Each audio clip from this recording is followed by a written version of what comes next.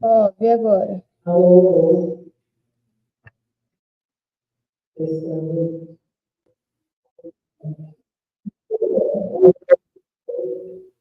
Tá saindo bem. Mas tá ouvindo bem? Vai. Se tá. Vai.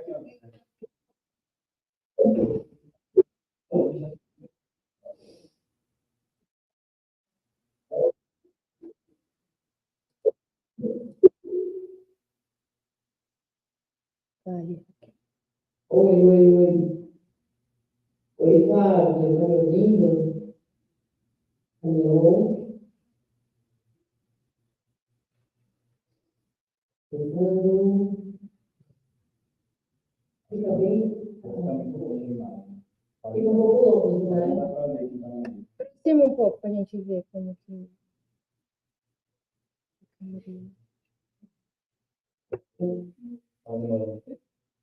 Acho que tem um pequeno delayzinho. Tem um delay. Mas não. Agora tá mais aproximado.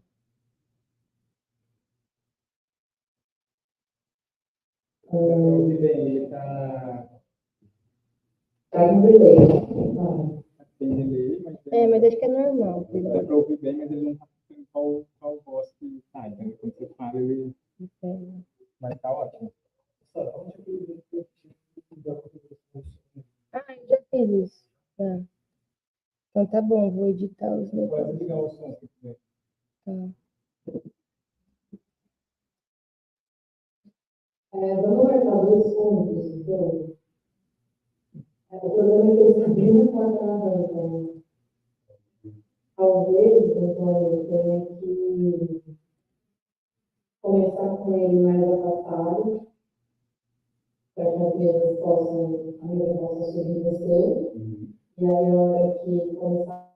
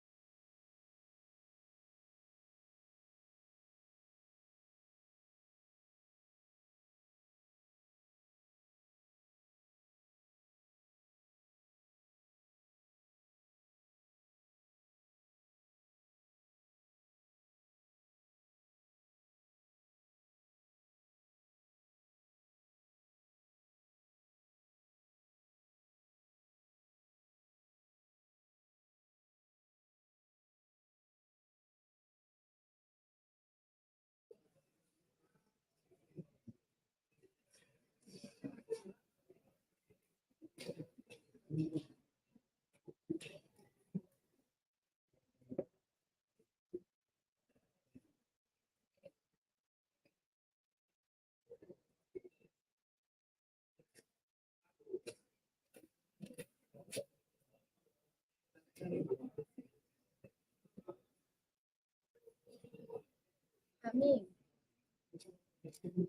Alô?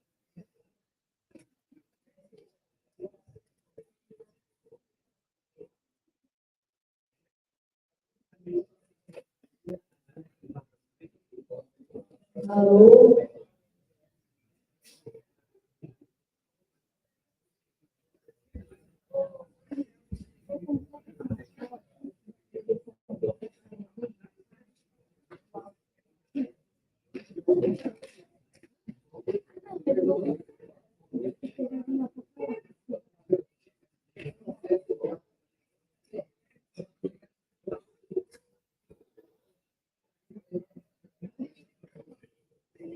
Pessoal da transmissão, do áudio tá ok?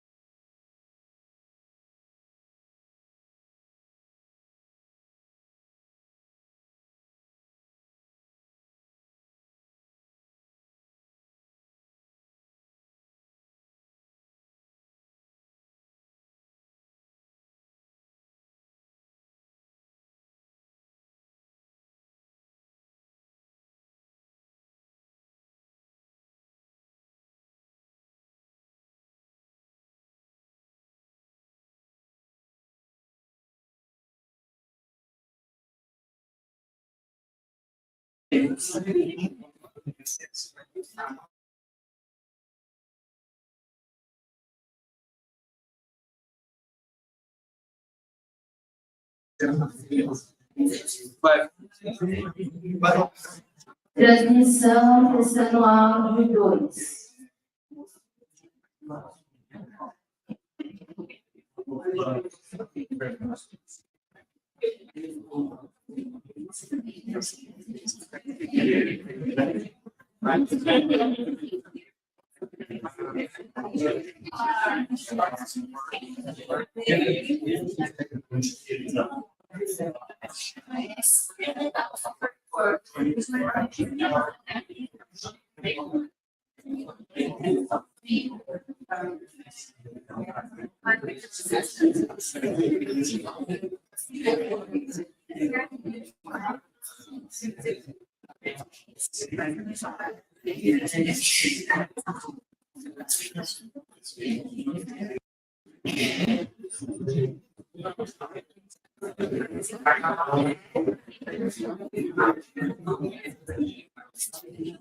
Transmissão, teste 3, testando áudio.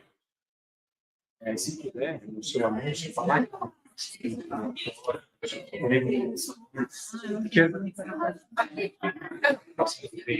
Poucos livros, outros livros. Começou para falar de para a galera. É um livro do nosso.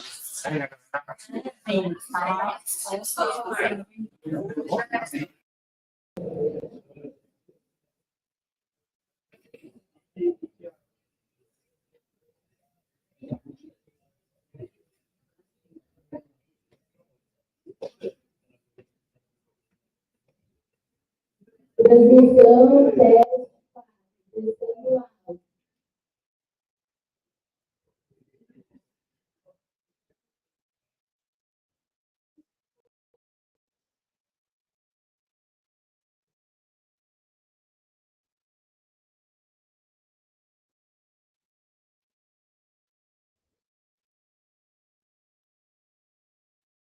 Teste, áudio, transmissão ao vivo.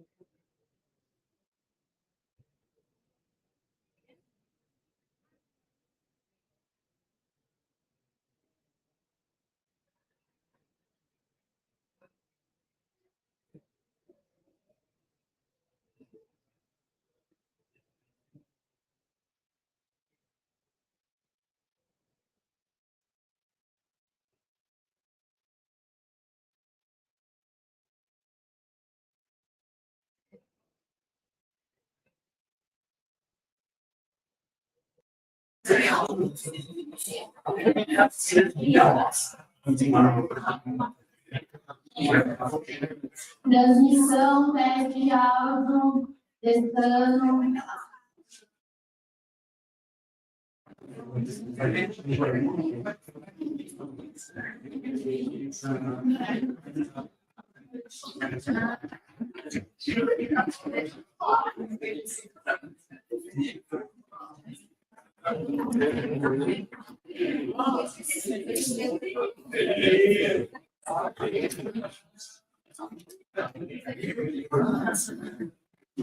Falando uma frase inteira, teste, áudio, transmissão, YouTube.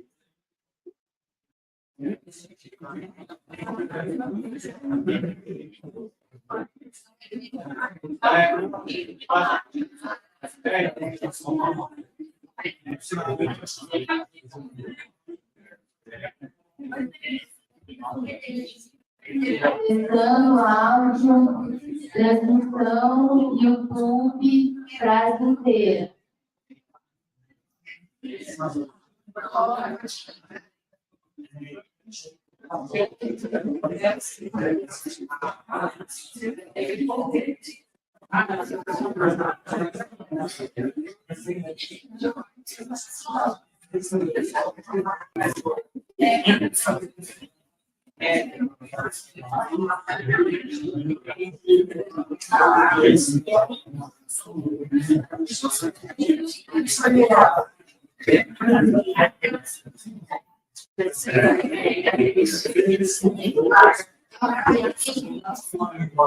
Teste final, transmissão ao vivo e YouTube.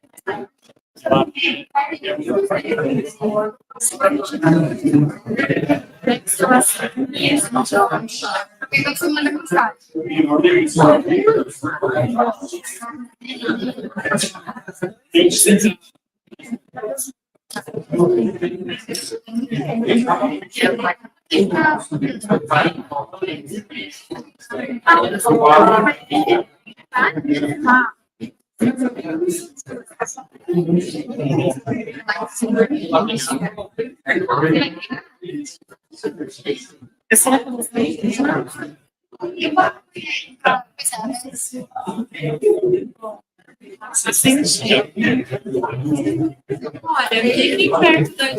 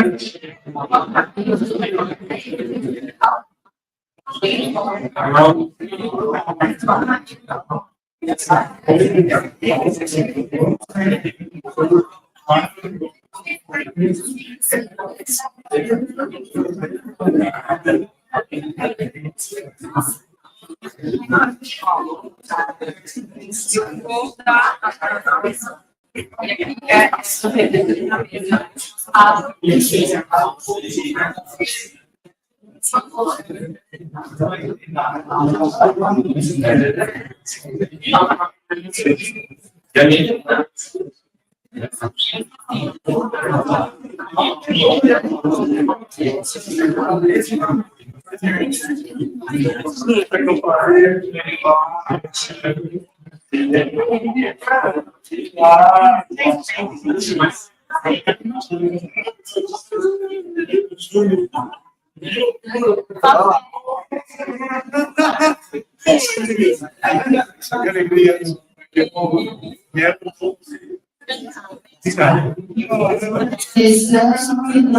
Esse Agostinho, boa noite. Alô, teste.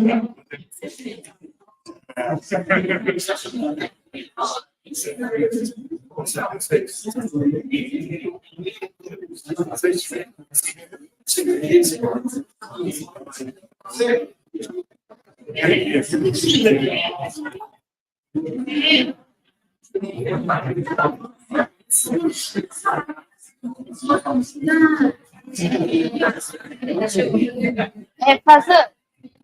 A Laura da PRG chegou. Vai, Laura, tudo bem? Prazer.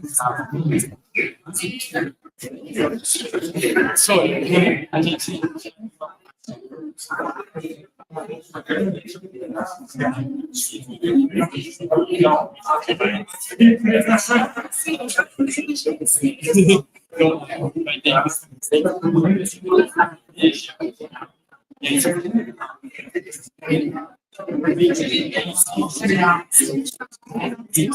Aí aqui é o pedaço. Isso, aí vai estimular deixa eu confirmar aqui, um momentinho.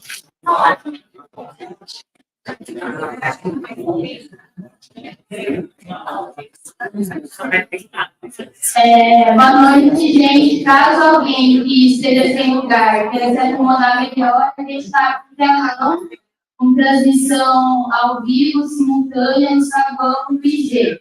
Está sendo transmitido ao vivo pelo canal da GB.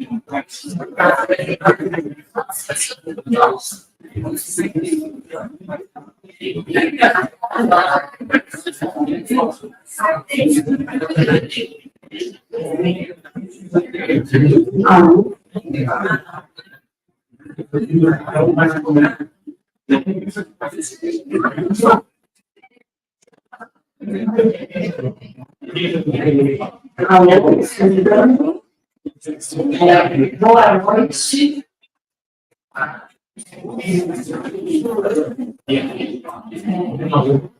Boa noite a todas as pessoas aqui presentes.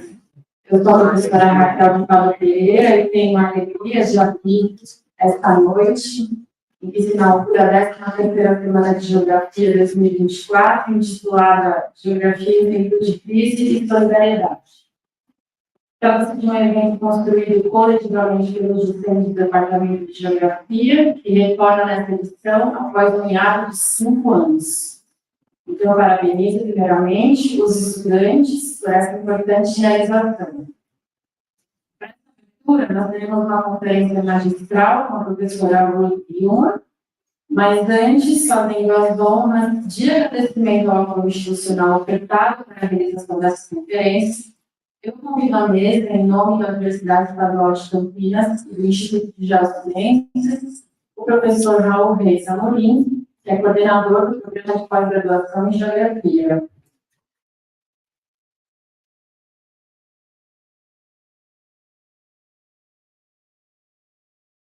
O professor Rafael Amorim, que é coordenador de graduação.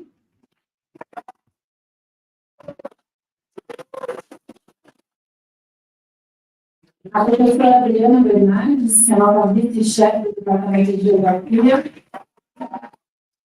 A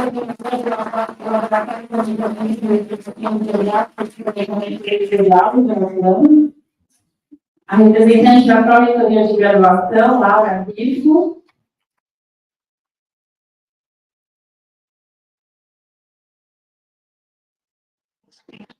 O professor Cauê Lopes dos Santos, mediador da conferência e representante da GV Campinas.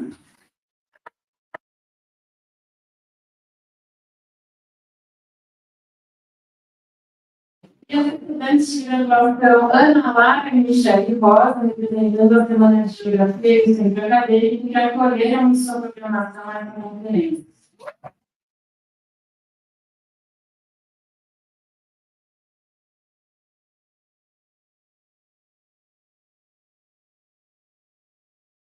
Passar a palavra para a mesa, professor Raul.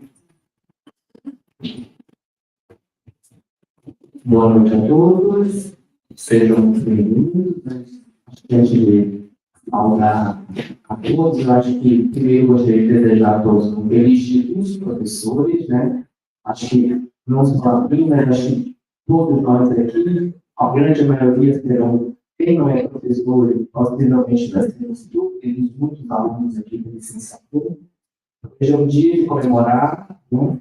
Não comemorar apenas a vida da professora. Muito bem-vinda. Aí não sei inglês, gente. Mas eu gostaria de parabenizar, né, a Centro Acadêmico, a AGV, pela organização dessa Semana de Geografia, e dizer que o programa de pós-graduação em Geografia se sente muito feliz em recebê-los, se sente muito satisfeito em apoiar o evento, e desejo a todos que não só a conferência de hoje, mas que vocês possam acompanhar toda a programação, foi muito bem estruturada, muito bem desenhada pelos nossos alunos, e muito bem-vindos. Muito obrigado.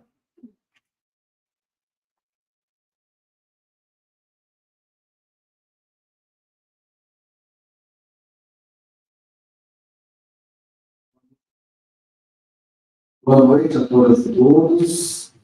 Gostaria de agradecer a oportunidade de estar aqui nessa mesa de abertura e dizer que a coordenação do curso de Geografia tem uma satisfação manifestar a alegria de receber esse evento, né, após alguns anos que não estava sendo realizado. Este evento, que é a 13ª Semana de Geografia, com o tema Geografia em tempo de crise e solidariedade. Eu gostaria rapidamente de destacar o trabalho corajoso da atual gestão do centro acadêmico, retomar a organização desse evento de forma presencial e deste tamanho, né?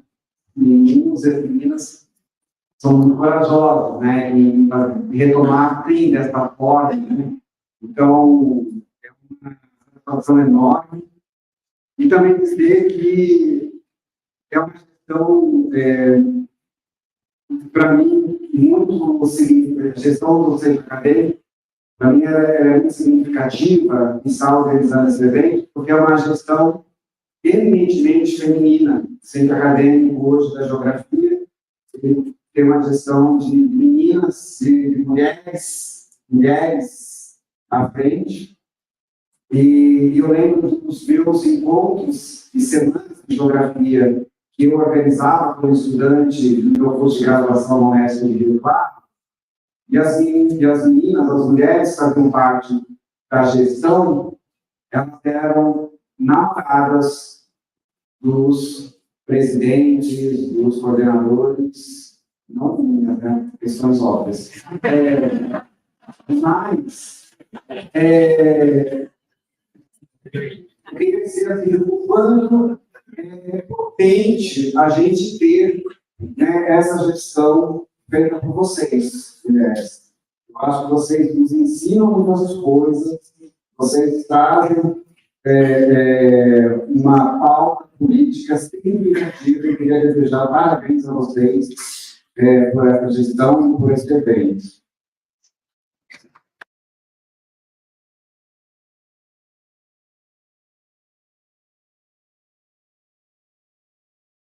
Professora Ruth Gilmore, exatamente mesmo, you discuss today.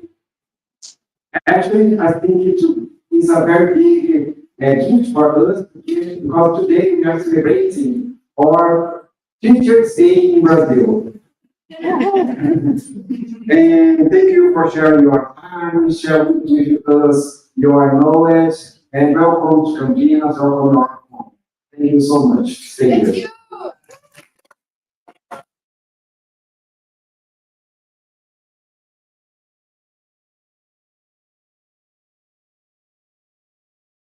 Boa noite a todos e todas aqui reunidos, em nome do Departamento de Geografia e do Laboratório de Investigações Geográficas e Planejamento Territorial, GeoPlan, laboratório que eu faço parte. Eu quero saudar os colegas aqui da mesa, saudar todos os presentes neste auditório. Acho que nunca vimos esse auditório tão cheio. Que beleza! Estudantes, colegas, professores aqui presentes, amigos, lideranças dos movimentos sociais aqui presentes conosco nesse evento. É uma beleza, sejam todos bem-vindos, né? É uma imensa satisfação ver esse auditório, né, repleto, especialmente repleto de estudantes, com as lideranças, com muita energia portadora de outros futuros, né? Que eu acho que esse é o ponto do debate hoje, nesta noite, né? Muitos aqui presentes serão futuros professores, então, parabéns pelo Dia do Professor, lembrando aqui o mestre Paulo Freire, né? Educar é um ato de criatividade, de amor, de coragem.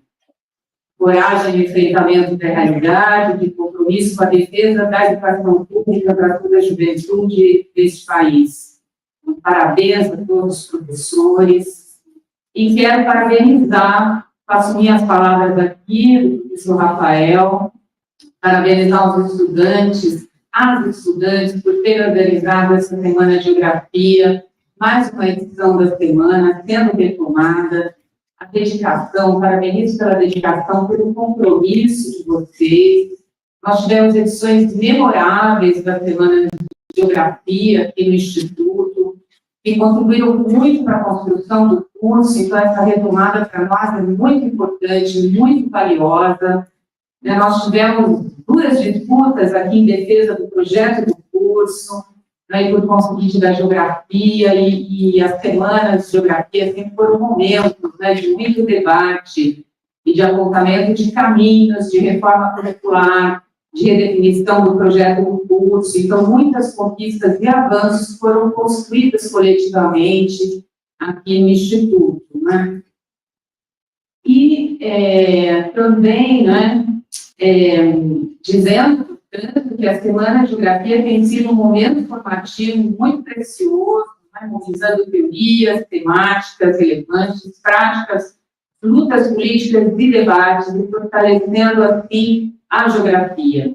É uma palavrinha sobre a geografia, né, que é um campo de conhecimento imprescindível para criar o mundo e enfrentar esse mundo a partir de uma teoria crítica do espaço, enfrentar essa profunda crise que nós vivemos e que torna nossos territórios mais ainda desiguais, muito estáveis, muito trepidantes, né? E essa geografia, que também, nesse sentido, é um campo do conhecimento que pode ser um guia, né, na interpretação da totalidade, ela pode ser um guia na construção de outros futuros, mas exercendo a solidariedade, que é o tema do evento, desse evento da Semana de Geografia, né? Descendo a solidariedade desde os lugares, onde as existências se fazem. Nós precisamos mais e mais geografias insurgentes, radicais, emancipatórias, geografias da solidariedade desde o chão. A solidariedade, sendo ela mesma uma forma histórica de saber, na medida em que propicia a reciprocidade entre os sujeitos, o reconhecimento do outro. Daí, eu vou lembrar aqui um outro mestre nosso, né, professor Milton Santos, que diria da importância desse caminho da totalidade ao lugar e chegar às geografias das existências, né? E quero dizer que esse pensamento do Milton Santos, esse pensamento crítico, se faz presente e vivo nessa casa hoje. E, nesse sentido, né, vem somar o pensamento de Ruth Gilmore, da professora Ruth Gilmore, que é para nós também um guia, né? Obrigada, professora Ruth, por estar conosco hoje, nos honrando, nos alegrando. É muita alegria tê-la aqui, muita alegria, a sua presença. Seja muito bem-vinda ao Unicamp, ao Instituto de Geociências, ao nosso departamento de geografia, sinta-se em casa, não é uma universidade tão árida às vezes, mas sinta-se abraçada, sinta-se em casa conosco, né? E, por fim, né, queria dizer que as universidades, os movimentos sociais estão sendo fortalecidos com a sua presença no Brasil, estão se inspirando em sua crítica radical, sua concepção teórica e prática de uma geografia abolicionista, em sua concepção de que a liberdade é um lugar. Muito lindo. Agradecemos muitíssimo, professora Ruth, por sua jornada tão generosa e incansável pelo Brasil nesses dias. Vocês não têm ideia do tamanho da jornada da professora Ruth pelo Brasil. Ela acaba de chegar do Maranhão agora.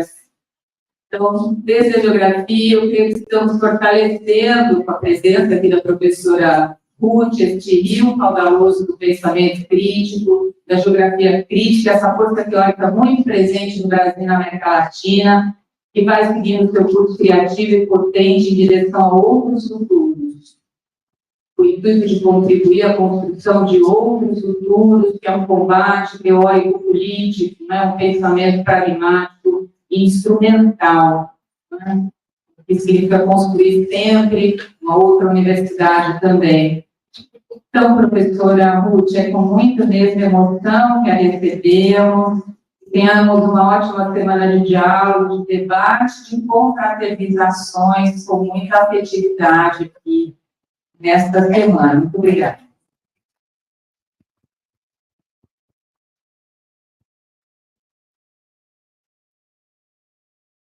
Obrigada, professora Bela. Professora Cauê, tem os nomes Boa noite a todas e todos. Estou aqui falando em nome da RGB Campinas hoje e dizer novamente que é uma honra concordar com os colegas da professora Ruth Wilson com a gente. E digo que é muito emocionante ver esse auditório lotado e também diversidade, né? Então, a gente vê a presença da população negra efetivamente nesse auditório hoje. É uma coisa que emociona, porque realmente mostra que a vida é maior que o espaço físico construído, né? As pessoas, os corredores lá fora, enfim, querendo compartilhar esse momento histórico, eu diria, né? Para o nosso instituto aqui dentro e também para a Unicamp, que está trazendo esse debate dentro do campo da geografia, com essa professora excelente, excelência da professora Ruth Gilmore. Eu queria também, rapidamente, fazer alguns agradecimentos, muito embora eu vou ficar na mesa como mediador, né, mas eu queria trazer alguns nomes importantes para explicar um pouco o processo, que é complexo de elaborar um evento como esse, e citar alguns nomes também, agradecer esses nomes pelo trabalho, esforço dessa organização toda, que são Lívia Antibon, Bruno Xavier, Cristiano Alves, a Raquel Pablo, Flávio Lima, Maria Fernanda Novo, Antônio Cruz, Sara Montrazio, a professora Adriana Bernardes, o professor Raul Reis e o professor Márcio Cataia, que todos, de alguma forma, colaboraram com a organização desse evento, dentro desse grande evento que é a Semana de Geografia. Então, sejam bem-vindas, bem-vindos, espero que seja uma riquíssima conversa com a professora Ruth.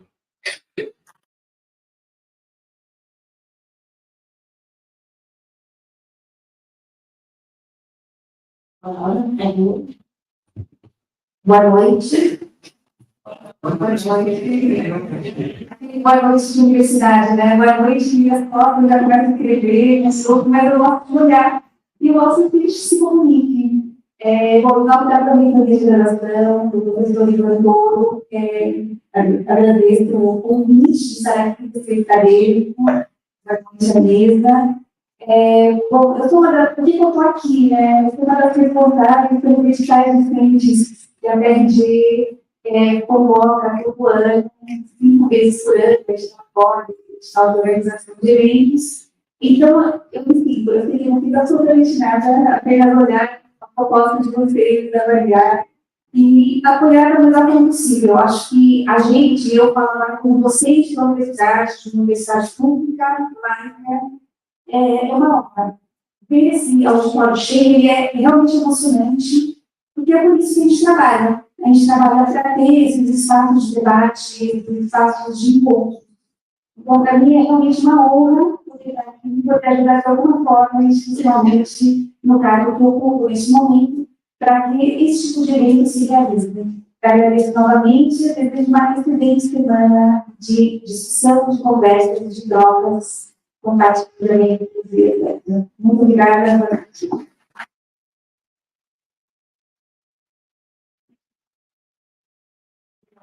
Eu gostaria de passar a palavra para Ana Lara Michele Rosa, em nome da Secretaria, por favor.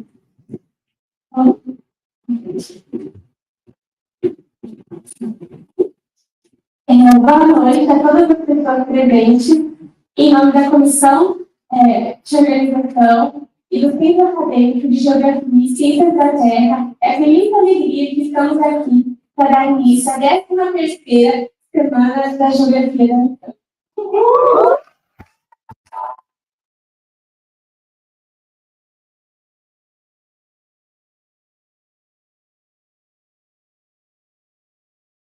A Semana de Geografia tem como objetivo incentivar o debate e aprofundar o conhecimento geográfico, possibilitando trocas, diálogo e a integração entre estudantes, professores, pesquisadores e a comunidade externa.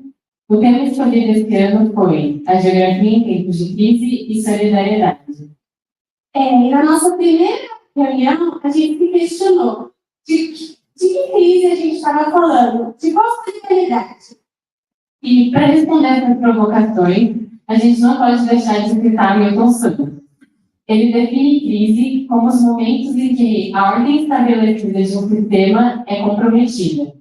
a sucessão de períodos e de crises esteve presente na história do capitalismo até a ascensão da globalização neoliberal, que se configura como uma sobreposição de um período e uma crise. Essa sobreposição se manifesta de forma brutal sobre os lugares e acentua as desigualdades sociais. Ela se expressa em múltiplas facetas, seja econômico-social, ambiental ou política, e está inserida em um contexto de aceleração dos processos, legitimados pela racionalidade capitalista vigente. Ou seja, a partir da ideologia neoliberal, a tentativa de normalizar a crise. Criamos um imaginário de que as soluções para todos os problemas se encontram no avanço das tecnologias. Porém, artefatos têm política. E os caminhos para superarmos essa crise atual precisam passar pela transformação política e a mudança de uma lógica exploratória. A fim de propor um entendimento comum e uma ferramenta para enfrentar a crise que está posta, consideramos a solidariedade como a consciência sobre a coletividade que, através de algum nível de reconhecimento de identidade e valores, resultam na mobilização em defesa da coexistência social. Visualizamos que novas formas de solidariedade, baseadas nas experiências e moldadas pelo viver cotidiano, ascendem a partir dos territórios, sobretudo em momentos de crise. O papel da geografia é essencial para a transformação da realidade. E nesse contexto, a semana é um convite para a gente repensar coletivamente a nossa relação com o espaço, com o atual período da história, a sua crise, contradições e também a criação de novas personalidades através da solidariedade entre povos e lugares. Desde a sua criação, em 2005, a Semana de Geografia da Unicamp tem se caracterizado por abordar temas contemporâneos e relevantes de forma social. E após 5 anos de ato, novamente, motivado principalmente pela pandemia, conseguimos nos mobilizar novamente. Essa retomada também é fruto do fortalecimento do movimento estudantil, espaço importante de luta por uma universidade que acolha e fomente múltiplas formas de resistência e solidariedade. Sendo assim, gostaríamos de agradecer especialmente aos estudantes da graduação e da pós que trabalharam exaustivamente desde a formulação do projeto da submissão ao edital PAEC aos alinhamentos finais, passando por inúmeras reuniões, e-mails e demandas que a organização de um evento como esse exige. Agradecemos a TRG, a ATB e uma série de organizações e coletivos pelo apoio financeiro e midiático. As professoras e professores que nos inspiraram e incentivaram, as trabalhadoras do Instituto que nos deram muita assistência desde o começo. E hoje, especialmente, a Ruth Gilmore, a nossa ilustre convidada para partilhar conosco um pouco do seu conhecimento. Dito isso, temos muito trabalho pela semana. Sejamos todos muito bem-vindos à 13ª Semana de Geografia da Unicamp.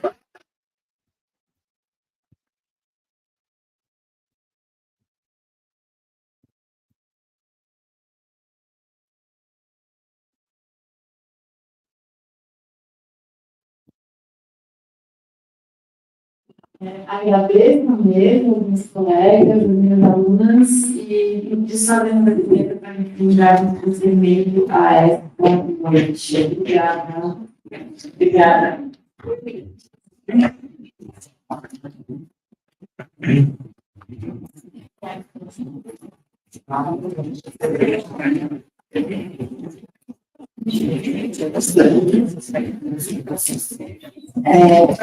Dando seguimento, hoje, como eu já disse aqui, 15 de outubro, comemoramos o Dia das Professoras e Professores do Brasil. Então, gostaria de parabenizar e referenciar, portanto, a nós todas e todos que nos dedicamos a esse ofício tão nobre e tão cheio de desafios e ataques. Permanecer nas trincheiras da produção e da construção do conhecimento, desde o ensino infantil ao ensino superior, não é possível aqueles e aquelas que acreditam e se alimentam e político da educação. Valorizar a docência é manter viva a ciência e a universidade pública, gratuita, acessível e de qualidade. E essa noite se torna ainda mais especial pela honra e oportunidade única de recebermos uma grande professora, que é a geógrafa e ativista Ruth Wilson Gilmore.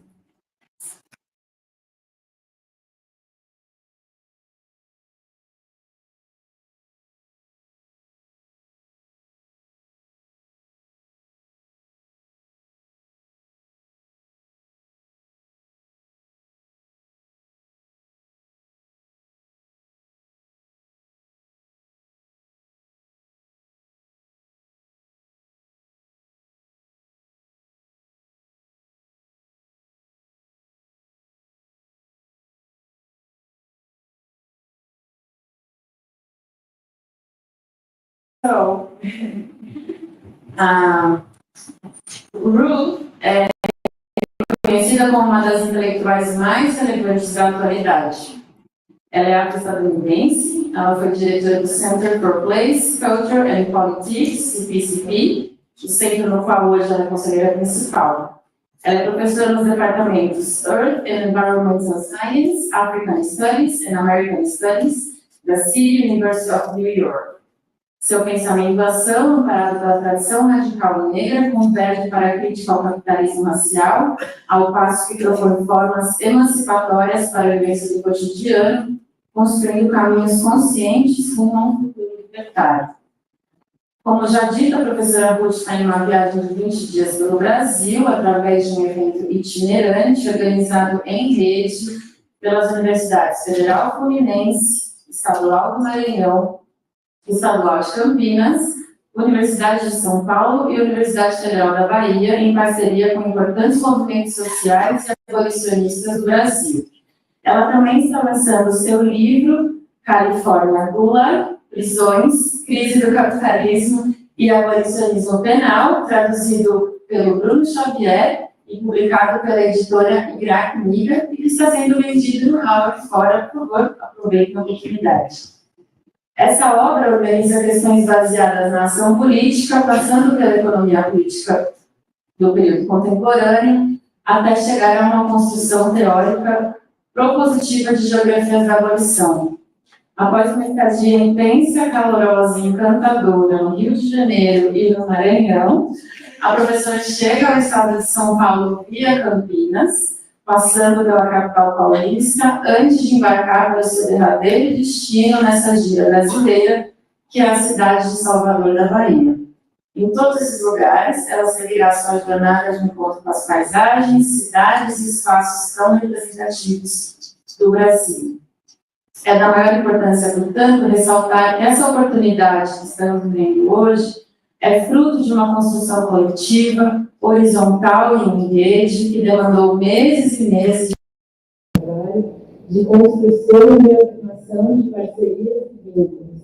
Mas só foi possível também pela extensão da vontade e do sonho de pesquisadores e professores que tiveram o privilégio de estudar com a professora Ruth nos Estados Unidos. Movidos por um contagiante interesse e comprometimento com uma geografia potente e crítica às desigualdades, além de uma imensa generosidade, eles compartilharam cada passo dessa experiência, antes de longe e agora de perto. Por isso, os agradecimentos à rede que viabilizou esse acontecimento se iniciam especialmente a Lívia Tangiano, geógrafa egressa dessa casa e atualmente professora na Universidade Federal do Maranhão, e ao professor Cristiano Nunes Alves, geógrafo também dessa casa e professor na Universidade Estadual do Maranhão. Vocês refrescam a nossa geografia.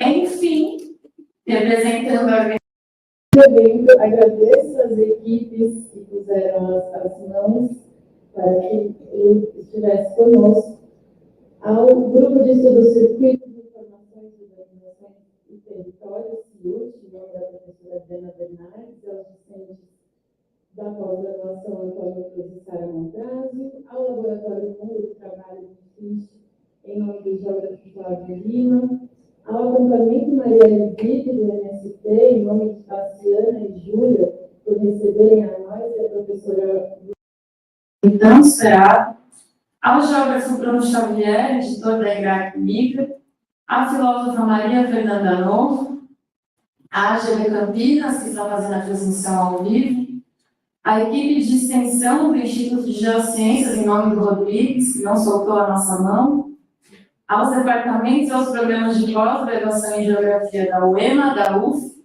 e da USP, e ao MST, a Casa das Pretas de São Luís, Mulheres de Pedra e Casa das Pretas do Rio de Janeiro, ao Afro-Sebrap, ao Instituto Guerre 10, a Iniciativa Negra por uma Nova Política de Drogas, a Iniciativa Direito à Memória e Justiça Racial, a Associação de Familiares, Amigos e Amigas de Presos e Presas, Internos e Internas da Fundação Casa Amparado. E, sem mais delongas, finalmente, agradeço a presença de todos vocês nessa emocionante noite, para ter a honra de passar a palavra à professora Ruth Gilmore.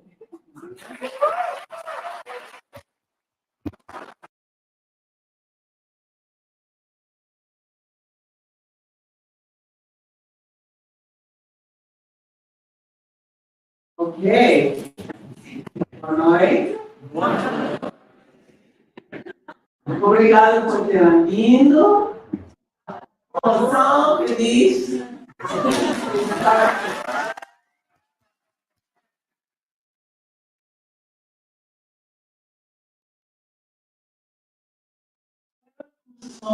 Sonho de muitos anos. Sonho com o professor Chris, com a professora Lívia, com o Xavier, com outras. E, de repente, estou aqui.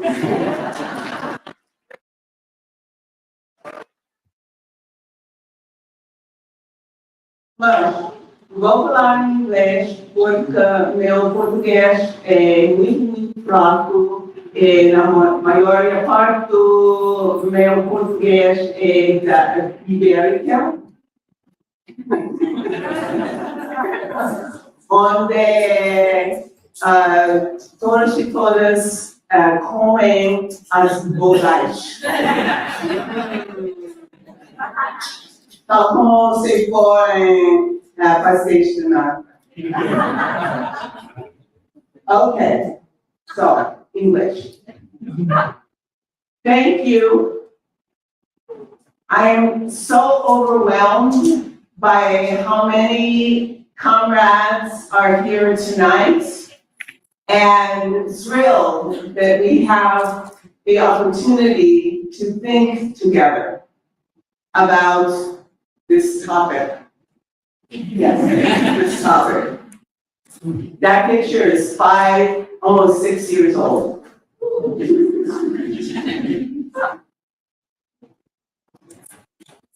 I understand that Campinas was the last place in Brazil, and therefore the last place in the world to abolish slavery under the old system of slavery.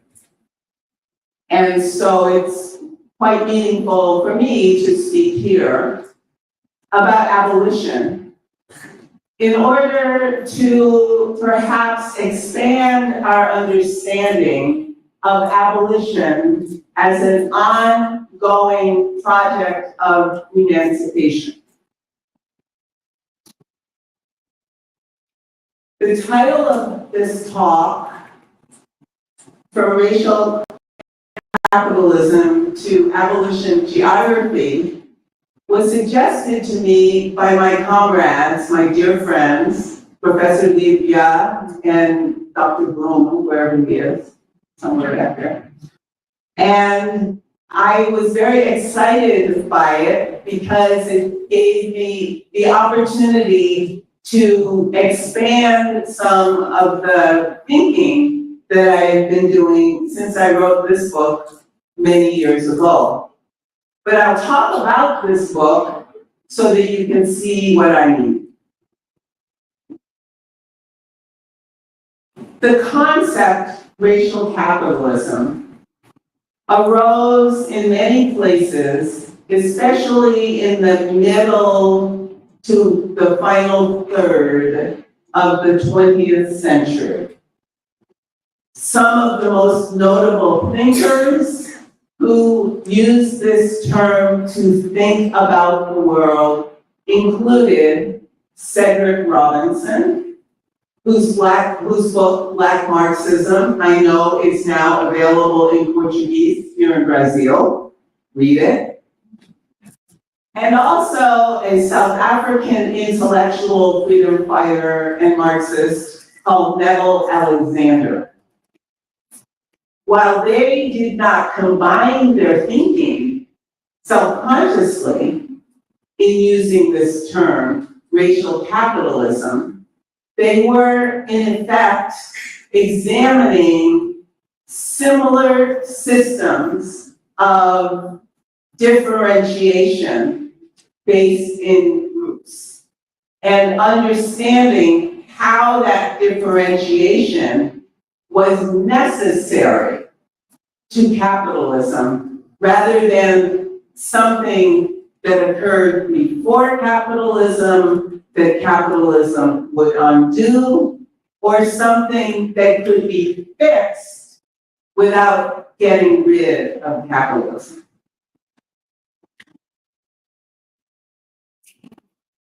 Abolition, the other key term in the title, is a term that I know for some of my comrades here in Brazil is a bit off-putting. Because for many people, not only in Brazil, but many parts of the Atlantic world, there is a sense that abolition was a project led by white people in the 19th century. And those white people did not like Black people, they just disapproved of slavery. Well, the contemporary abolition movement, of which I am part, and one of the noisiest members, not the noisiest, but one of them, actually get our inspiration, our abolition inspiration, from a period much earlier than those guys in the 19th century. We don't particularly care about them. What we do is go all the way back to the beginning of capitalist modernity.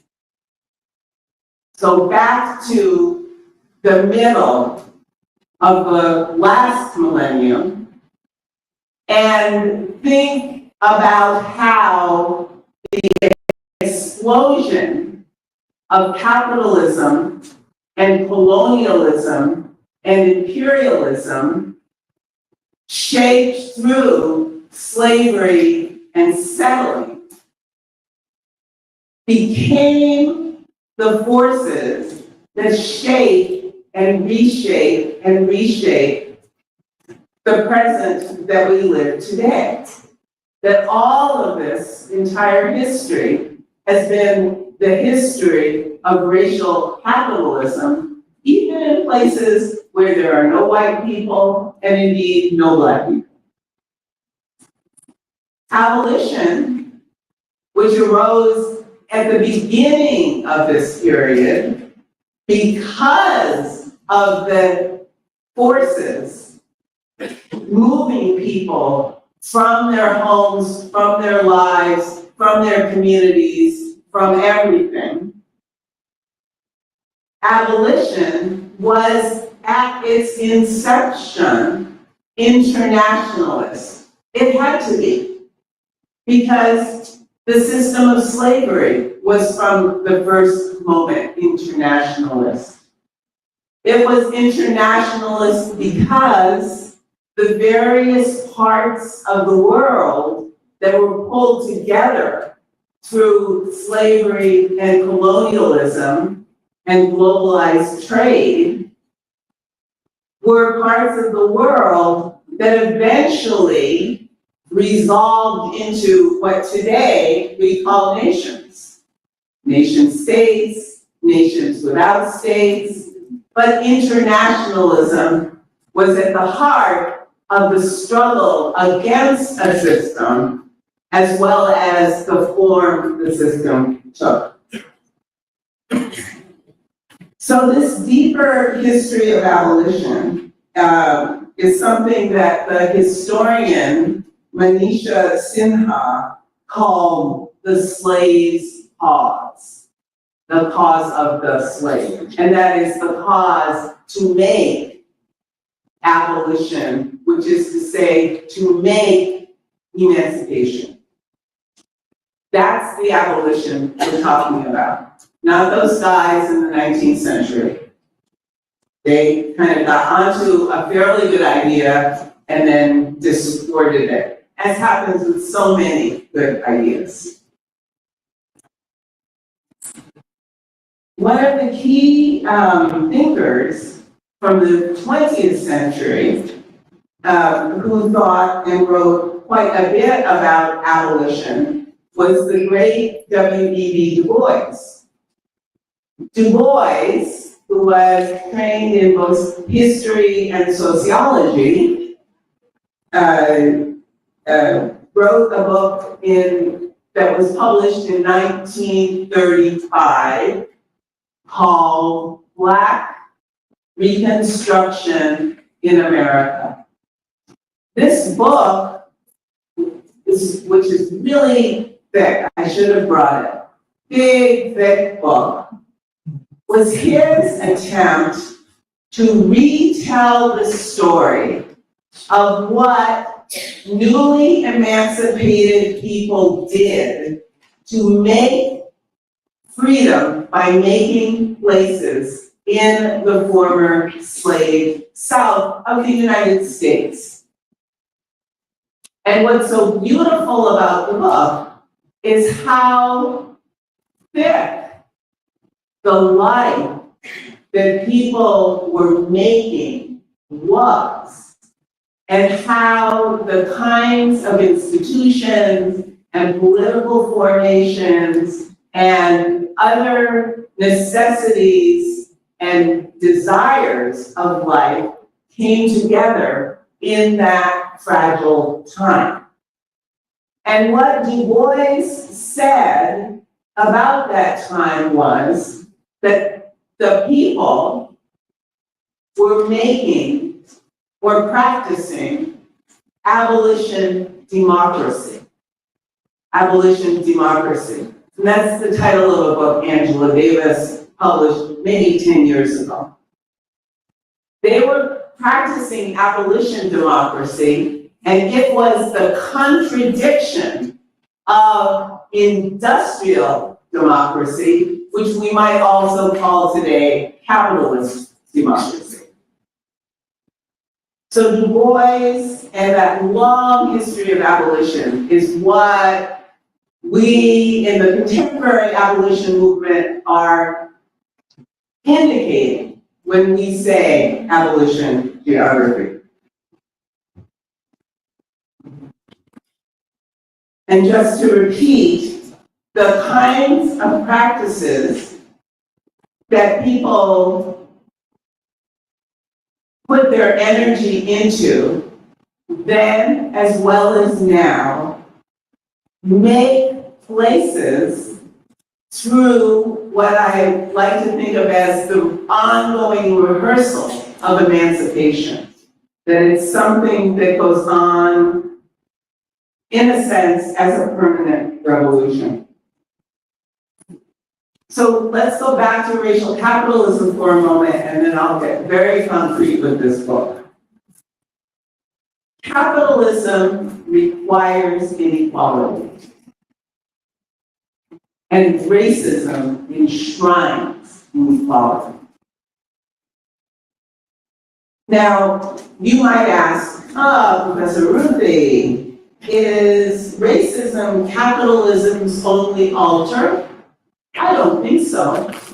But the kind of necessity that makes it possible for the unequal distribution which is to say the private appropriation of socially produced value and goods, takes its form and receives justification from the systems of sorting and stacking people into groups that we recognize almost as it were after the fact as the work of producing race.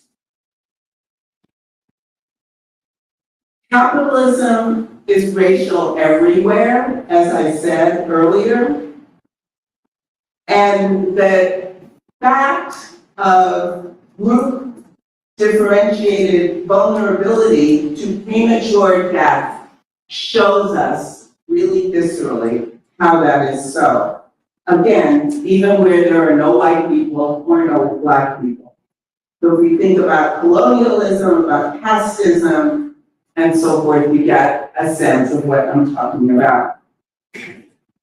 So as Arun Kunani and others have argued really vividly over the years, anti-racism must be anti-capitalist too. Because the problems that we encounter over and over and over again that cannot be reformed away are the problems of capitalism, saving capitalism from capitalism. And if you doubt what that might mean, think about all of the big oil companies that now put a lot of money into so-called green energy while not stopping the pumping and use of fossil fuels. That is capitalism saving capitalism from capitalism, which does not save the world. It's only saving capitalism. Okay, so now let's come down some levels of abstraction and talk about this book, which I'm so happy has appeared in its very first translation out of English into any language anywhere. It's here. And that's because Bruno Xavier and his comrades decided to do it and did it beautifully. This book started when I was not in school. I was a dropout. I was doing informal research with an organization of mostly women, most of them mothers, most of the mothers Black mothers, whose loved ones, both adults and children, had been caught into the system of criminalization and incarceration. Let me pause. Translator, am I speaking the right speed? We're good? All right. So in our organization, I'm not a mother. There were a bunch of us in the organization who are not mothers and not parents. The people who came into it at the outset were mostly modestly educated, doing a variety of jobs, whose anxiety over the fate of their loved ones compelled them to reach out to this organization and to make the effort to do something to save the people they had lost. And therefore, it was at the outset what we call in English a self-help organization, not particularly political.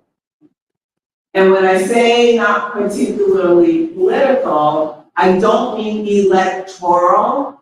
I mean rather having the vision that there are many systems that interlock, that together help us understand and give us insights into how to fight the problems that we face. That's what I mean by political. The questions the people in the organization were asking, this was 30 years ago, were questions like, why is this happening now? Why has the number of people arrested and criminalized and charged gone up so dramatically? Why are they building all these new prisons? Why are the new prisons so far from our home? Really practical questions. So we organized workshops to try to find answers to these questions. So I'm a nerd. How does this nerd work? I have to learn the word. I'm a nerd. So they said, Ruthie, you have a big vocabulary. You like to go to the library. Go find us these answers. They said the same thing to my partner, Craig. You go find answers. And when friends would come to town, we would take them to meetings to see if they could help find answers. It was a collective thing. Whatever we were trying to learn, we were trying to learn together. Over time, as you know, I became a PhD student, and I did not intend to write my PhD about this. This was my political work. And I was going to write a PhD actually about hospitals and how the growth of hospitals corresponded to the decline of the well-being of the people in the communities where the hospitals were expanding. That was my thought. But my advisor was not interested in that. Advisors can be really cruel.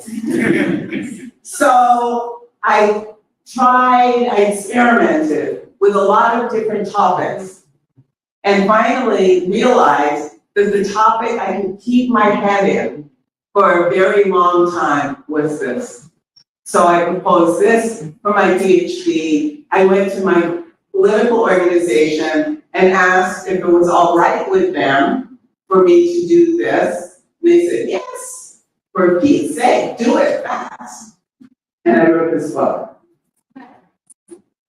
The methods that I use in this book are really various, and I want to encourage all of you who are here studying geography to figure out your methodologies that let you answer the questions that keep you awake at night. That is the purpose of methodology, to help you answer questions that keep you awake at night. Otherwise, in my view, there's no point in learning the methods. Mine included ethnography, history, a little bit of quantitative analysis, very little, but enough, I had enough training in it that I could spy a lie when I saw one in a report or a text. That was like superpower to be able to do that. I also used many of the various methods of geographical inquiry. I used some music. I did a lot of work in archives, especially in newspaper, journal archives, government documents, and I interviewed lots and lots of people. So all of these methods were vital for me because they all played a key role in my ability to figure out answers to the questions that kept me awake at night. This book has no criminology in it. Like, there were a couple of criminologists whose work I looked at, but Angela Davis said to me 30 years ago when I started this project, she said, whatever you do, Ruthie, do not write about crime. Why, you might ask? When Angela Y. Davis, former political prisoner, suggest to Ruth Wilson Gilmore not to write about crime? The answer is crime is a category that obscures our ability to see what's on the other side. It confuses us by conflating harm, which sometimes really happens, and crime, which is a classification to evaluate and punish people who can be criminalized. Right? So we don't pretend harm doesn't exist. We take that seriously, but crime gets in the way of our understanding. This book is made of a prologue and some chapters and an epilogue. And the prologue and epilogue both take place in buses on CUNY. And the cover is is the artist here? I would love, yes, is the artist here? No. No, okay. Anyway, it's the most beautiful thing, and I hope you will look at it. And the artists figured out a way to take the whole story of the whole book that goes throughout California, which is not big like Brazil, but it's big. Like 35 million people and very, very big state. And if it were a country, it would be the 5th largest economy on the planet. It's very big. And the buses give us a sense of the complexity of the political economic landscape so that then we can sort of dive in and look at the details of it. So very quickly, there's a chapter on political economy where I did the work of figuring out what the fundamental elements that go into a prison are, and therefore where they come from. So remember I said don't write about crime? Crime doesn't explain it. Prisons are made of land, of labor, of money capital, particularly finance capital, and the state's capacity to organize those 3 factors. That's what they're made of. So that is what I did in the 2nd chapter of the book. And it's pretty dry, but I encourage you to read it because it took me a long time to put that story together. And what that chapter shows us is how, in the context of crisis and change, when land becomes surplus from its former uses, and labor becomes surplus and no longer required to do certain things. Again, this is all under racial capitalism, and therefore finance capital is looking around for a new place to make more money. All of this is happening, and meanwhile, the state's capacity, which was already quite elaborate in terms of the kinds of institutions and possibilities that it could organize, turned from making veterans housing and public universities and roads and dams and hospitals to building prison after prison after prison, using the same talents and sometimes the same people who used to do one kind of organization to do another.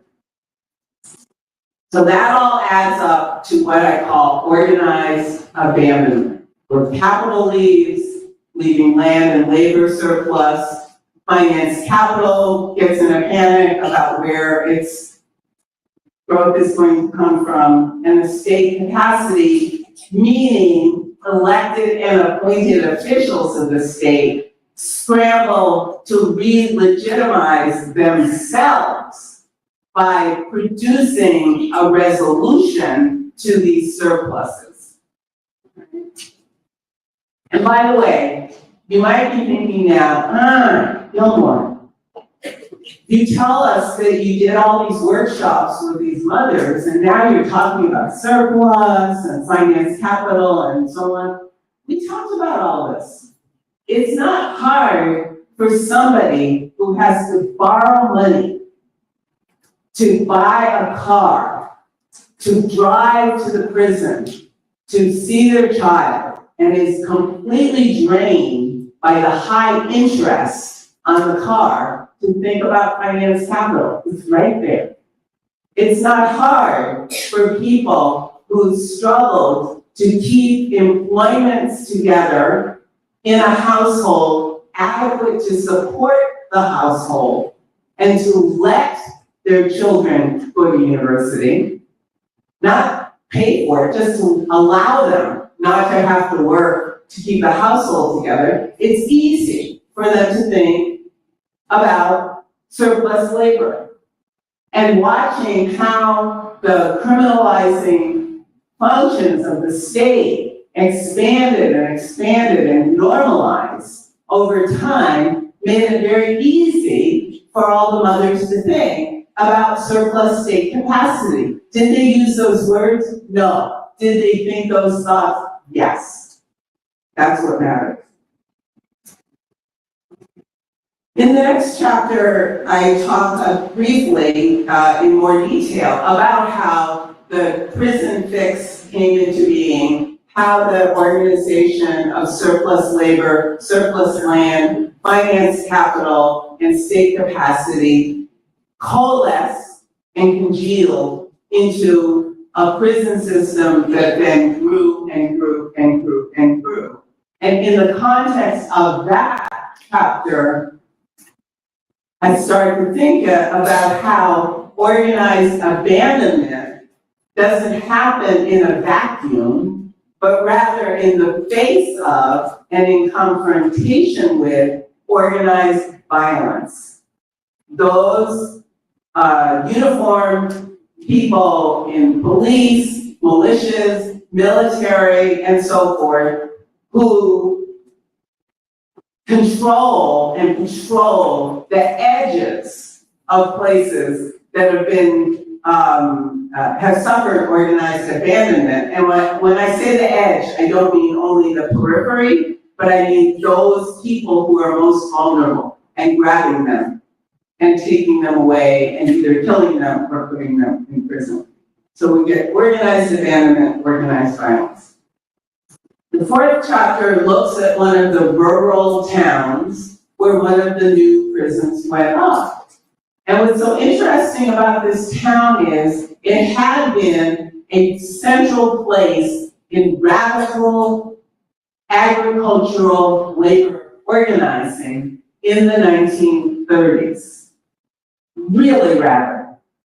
And over time, the struggle between capital and labor had eventually, on the one hand, produced a fairly powerful labor union, the United Farm Workers, but on the other hand, had put capital into the seat of principal control. So we look at how essentially agribusiness produced these surpluses of land and labor in rural areas, and how therefore the elites of these little towns looked to these prisons and thought, oh, this is how we'll save ourselves, completely suppressing or ignoring the old radical organizing. And then the final chapter, body chapter, is about the mothers organization that I introduced you to. So I won't go into it in detail, again, because I already gave you the big picture. But the one thing I would like to emphasize is that over time, the mothers and others did develop a very self-consciously political consciousness and agenda that mattered, and that was through struggle. And some of what I lay out in the chapter is what the struggle was like, what the debates were like, how people could and could not hear each other. And this is an organization of people who would start and end every meeting with a prayer. That's not what I do, but when I was in that organization, I held hands with everybody because that's what we did. We did. It's not about me, it's about we. And with the prayer, the women would set at the beginning and summarize at the end the agenda of the meeting. So the political consciousness that arose in this organization came by way of using the abstract and philosophical thinking that all of them shared in their faiths to think about politics and economics and struggle and organizing. So now, if I may, I would like to just share with you a little bit about what writing this book let me think about, and then I will turn to my esteemed colleague and we will talk a little bit. Writing this book, this is for Geography Week. I'm very conscious of that, even though there are many social movements in the house. Writing this book taught me to notice things I otherwise would not have noticed. And one of the lessons I took away from it that I couldn't even express until years after I finished it was the importance of learning the difference between reciting what's wrong and rehearsing political change. We're all good at reciting change. We can all list everything that's wrong with Brazil, with Campinas, with Unicamp, with the Black Atlantic, with white slavery, all of this, we can recite it.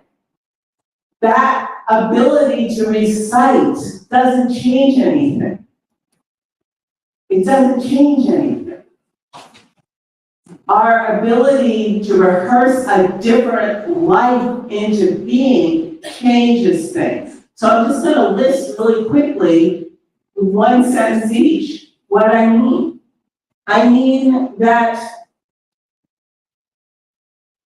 we, in reversing our own emancipation, are, with Cabral and all of the great revolutionaries of the prior century and this one, are trying always to understand ourselves or understand the people we study, if we're not part of that group, as history's protagonists, not history's victims, history's protagonists. And that means subjectivity is always crucial.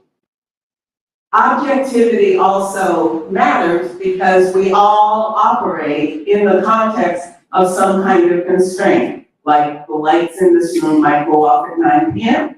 That's a constraint.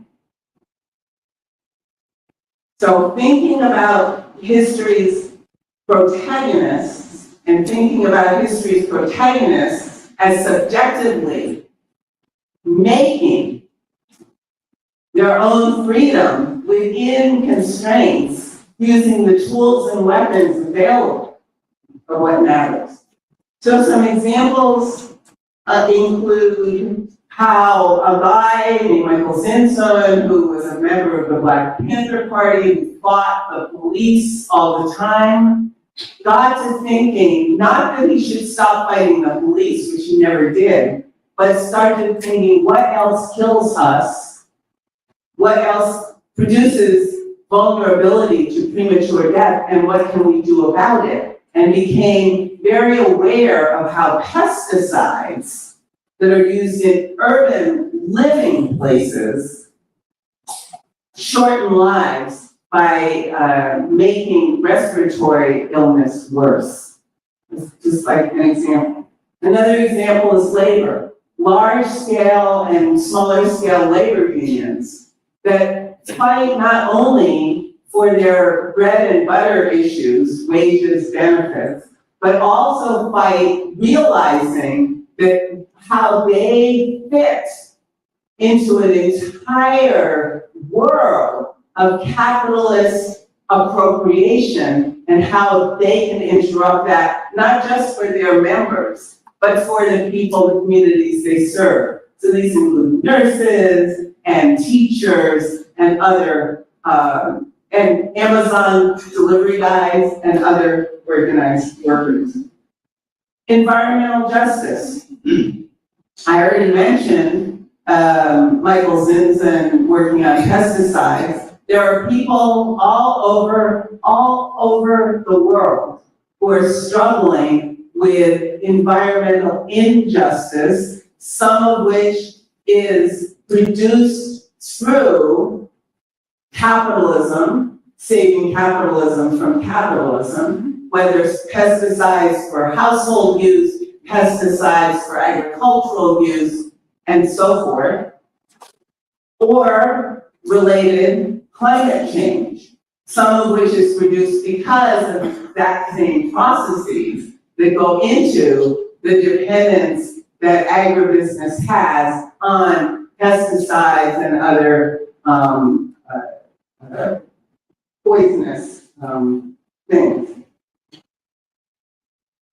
Another example are people who take resources out of the market. Remember I said to be anti-racist, we must be anti-capitalist? There are all kinds of social movements whose fundamental first step involved in all of the political work and education work and struggle and vulnerability to premature death is to take land or housing or healthcare out of the market, to make it, decouple it from capitalist accumulation. So the MST does that here in Brazil. Abba Shali does that in South Africa. People who do squats and land trusts do that in various places. I was just reading today about municipalism in Santiago, Chile. There are examples of this everywhere. All of these, to me, are examples of abolition. Whether or not the people who are trying to change the world to solving practical problems call themselves abolitionists. I don't really care. I mean, I also think they're communists. They might not call themselves communists.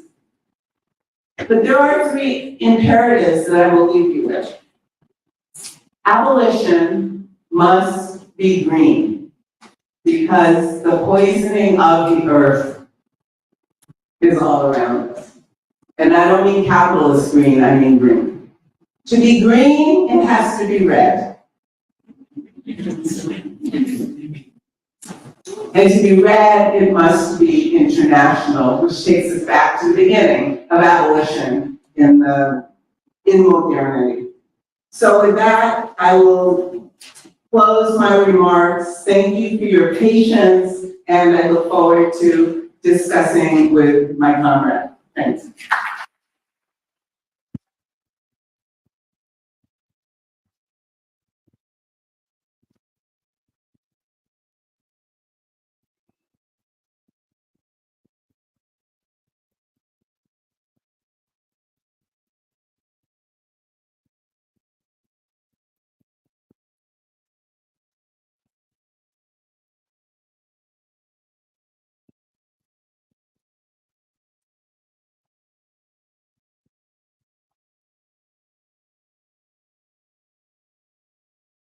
Obrigada.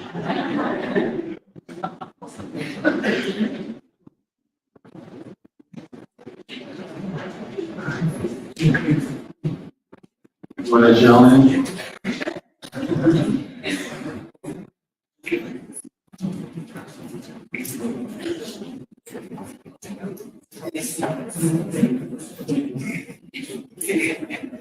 Boa noite, novamente.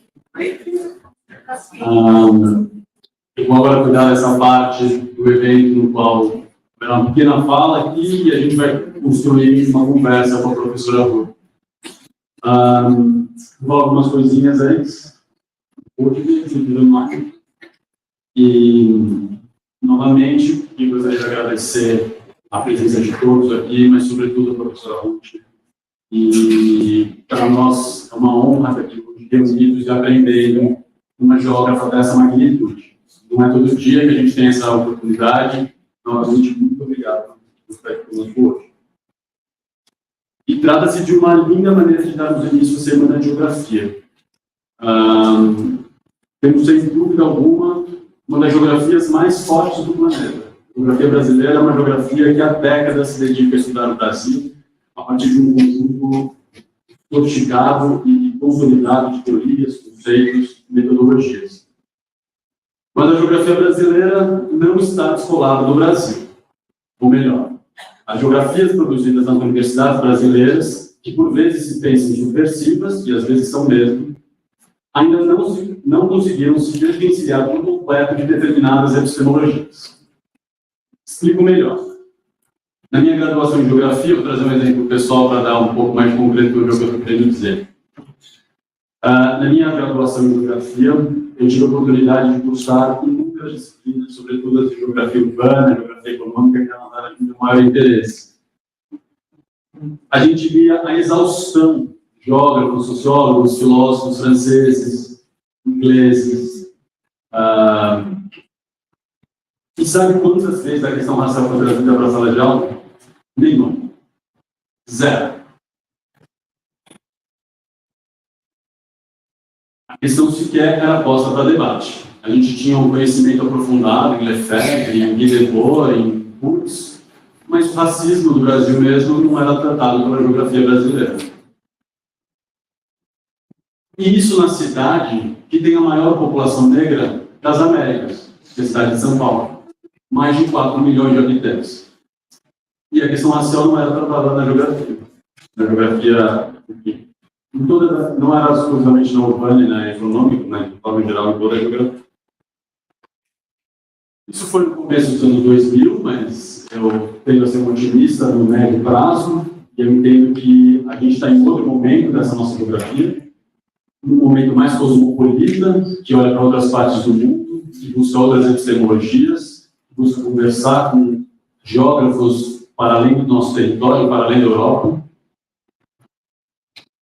e que busca construir e que busca olhar para o território como ele é, a partir das evidências que o território nos revela. Não vou esquecer um trabalho de campo nosso na periferia da Brasilândia, que é um bairro onde a maioria da população é negra, e a gente discutindo implosão e explosão, né, que é um conceito lefebvriano, e as pessoas no entorno olhando aquilo completamente o que está acontecendo aqui. E eu gostaria de dizer uma coisa. O professor Milton Santos, ele nos lança algumas bases para a gente pensar essa geografia mais cosmopolita. Algumas estruturas para a construção dessa geografia que olha para o território. A gente tem duas obras, muitas outras obras, mas eu vou contar duas obras do professor Milton Santos aqui, que é o Trabalho de Geógrafo no Terceiro Mundo, que é o Espaço Dividido, ambas dos anos 70, que já estão presentes algumas noções, algumas sementes de epistemologias decoloniais que a gente vai encontrar hoje belamente expressas nos artigos de intelectuais como Anania Roy ou Alvin Alexinon, né? E eu acredito que aqui na Unicamp, e agora defendendo a instituição da qual eu faço parte, a gente está bem no território, dos nossos alunos, mestrandos, doutorandos. Seja na tese, por exemplo, do professor Maurício Moisés, que vai discutir o rap nas periferias, seja na tese da professora Raquel, que vai discutir, por exemplo, o teatro sendo formado nas periferias essas que são majoritariamente negras, seja na tese sobre os circuitos culturais e musicais, do professor Christian, seja na tese da professora Lívia, sobre a questão da fome em São Luís, Então, existe um movimento que vem sendo construído na nossa geografia. O território está lá, nesses trabalhos, esse território de verdade, não um território de abstrações descoladas do real. A professora Hermínia Maricato, da FAUSP, ela fala das ideias fora do lugar, né? E acho que é esse o exercício que a gente tem que tentar se afastar. Muito mais um movimento de aproximação das ideias que são coerentes aos lugares onde a gente está. Ainda que Brasil e Estados Unidos sejam países muito distintos, há entre eles um conjunto enorme de semelhanças, sendo o racismo como vetor de estruturação social uma delas. E o desejo incontornável por justiça racial. Diante desse cenário, a fala da professora Ruth Gilmore nos é combustível para olhar o território como ele é, e ao mesmo tempo, parafraseando o Milton Santos, a fala da professora Ruth também é combustível para pensar o mundo como ele pode ser. Obrigado mais uma vez, professora, pelas suas palavras, pelo aprendizado. Eu fiquei aqui anotando, tenho muito trabalho para fazer quando chegar em casa, sistematizando as anotações. Queria agradecer novamente, em nome do Instituto de Geociências, em nome da evento, de todos os envolvidos aqui na Unicamp. Eu queria dar início a uma rodada de conversa com a professora Ruth aqui, algumas perguntas. Claro, a gente tem uma questão de tempo, que a gente vai ter que ser bem consciente no uso desse tempo para a formulação das perguntas, né? E entendo que aqui é um momento de grande importância e relevância, sobretudo porque temos não só pessoas do mundo acadêmico, mas também pessoas de movimentos sociais, que é também o que mobiliza o nosso andar, e é também o que mobiliza a gente pensar essa geografia que forja políticas e que pensa na transformação. Muito obrigado, professora.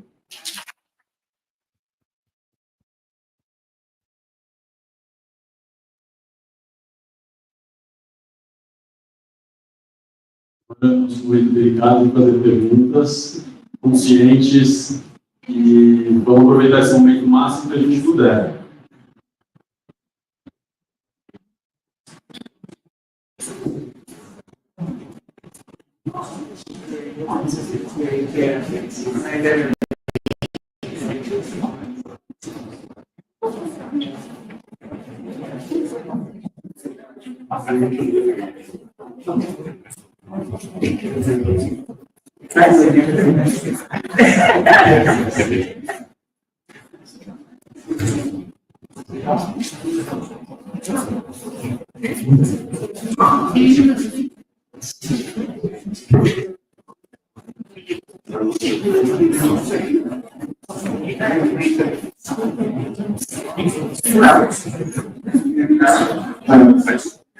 Boa noite, professora.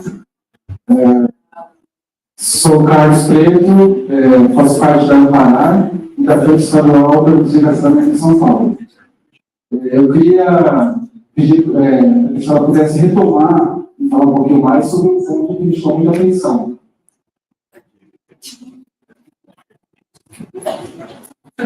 Existe uma estratégia, eu diria, de sacralizar as alternativas, as saídas que a população vai construir. Nesse sentido, o abolição disciplinar é sempre tido e colocado como um ideal inalcançável, como algo impossível de se alcançar.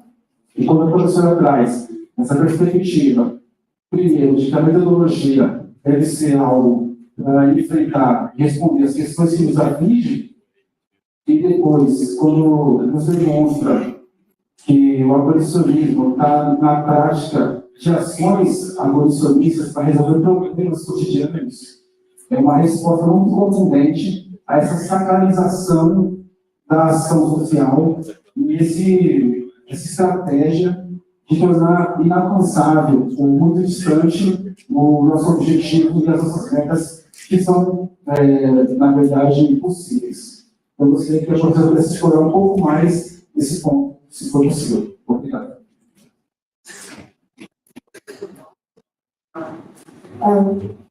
Boa noite, gente. Boa noite, professora. Eu sou a Jéssica. Eu sou o quê? Eu sou aluna da Geografia.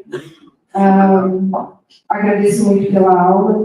E eu queria, se possível, que a professora falasse um pouco mais sobre a ideia de da liberdade ser um lugar. Pensando a partir do Brasil, isso me fez pensar um pouco sobre a ideia de quilombo, e eu queria entender se faz sentido essa ideia, ou de que maneira que a professora pensa o lugar, né, como uma liberdade, porque é isso, quando eu trago a ideia de quilombo, eu falo do que eu aprendo a partir daqui do Brasil, né? Então, enfim, essa é a minha pergunta. Muito obrigada. Tem mais alguma questão?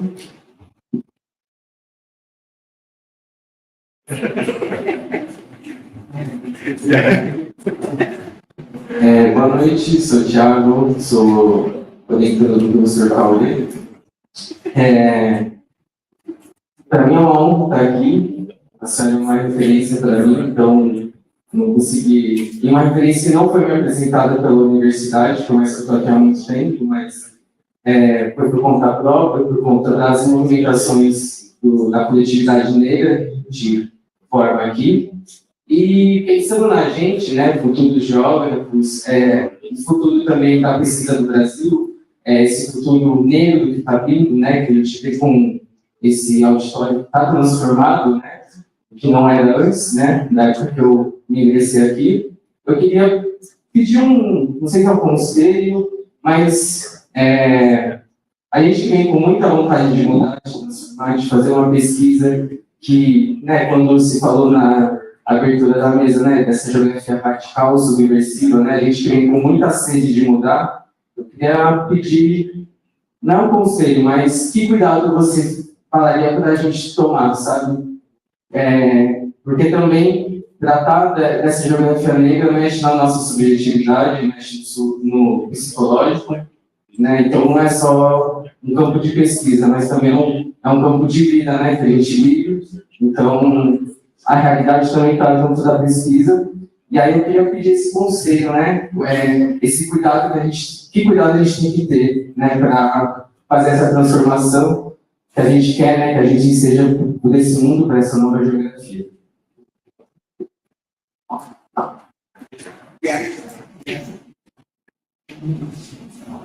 Vou fazer uma última questão, quarta.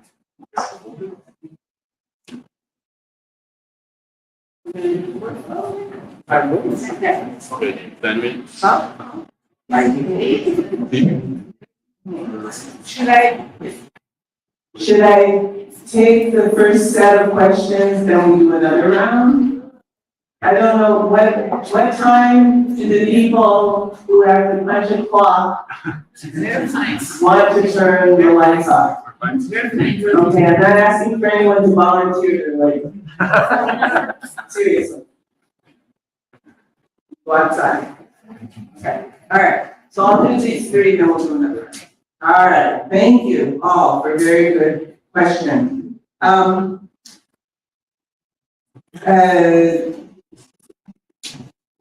just take them in order. Comrades, making all of these different initiatives into one big thing is my dream. I don't know how to do it, but I don't doubt it can be done. So one of the things that I do and other people do is try to the extent we can to systematically share with comrades who are doing related things what the solidarity can be, what the how people can exchange knowledge and ideas and tactics and strategies. And again, just to be very concrete, this is something that happens with the MST. This is one of my favorite organizations on the planet. Great social movement.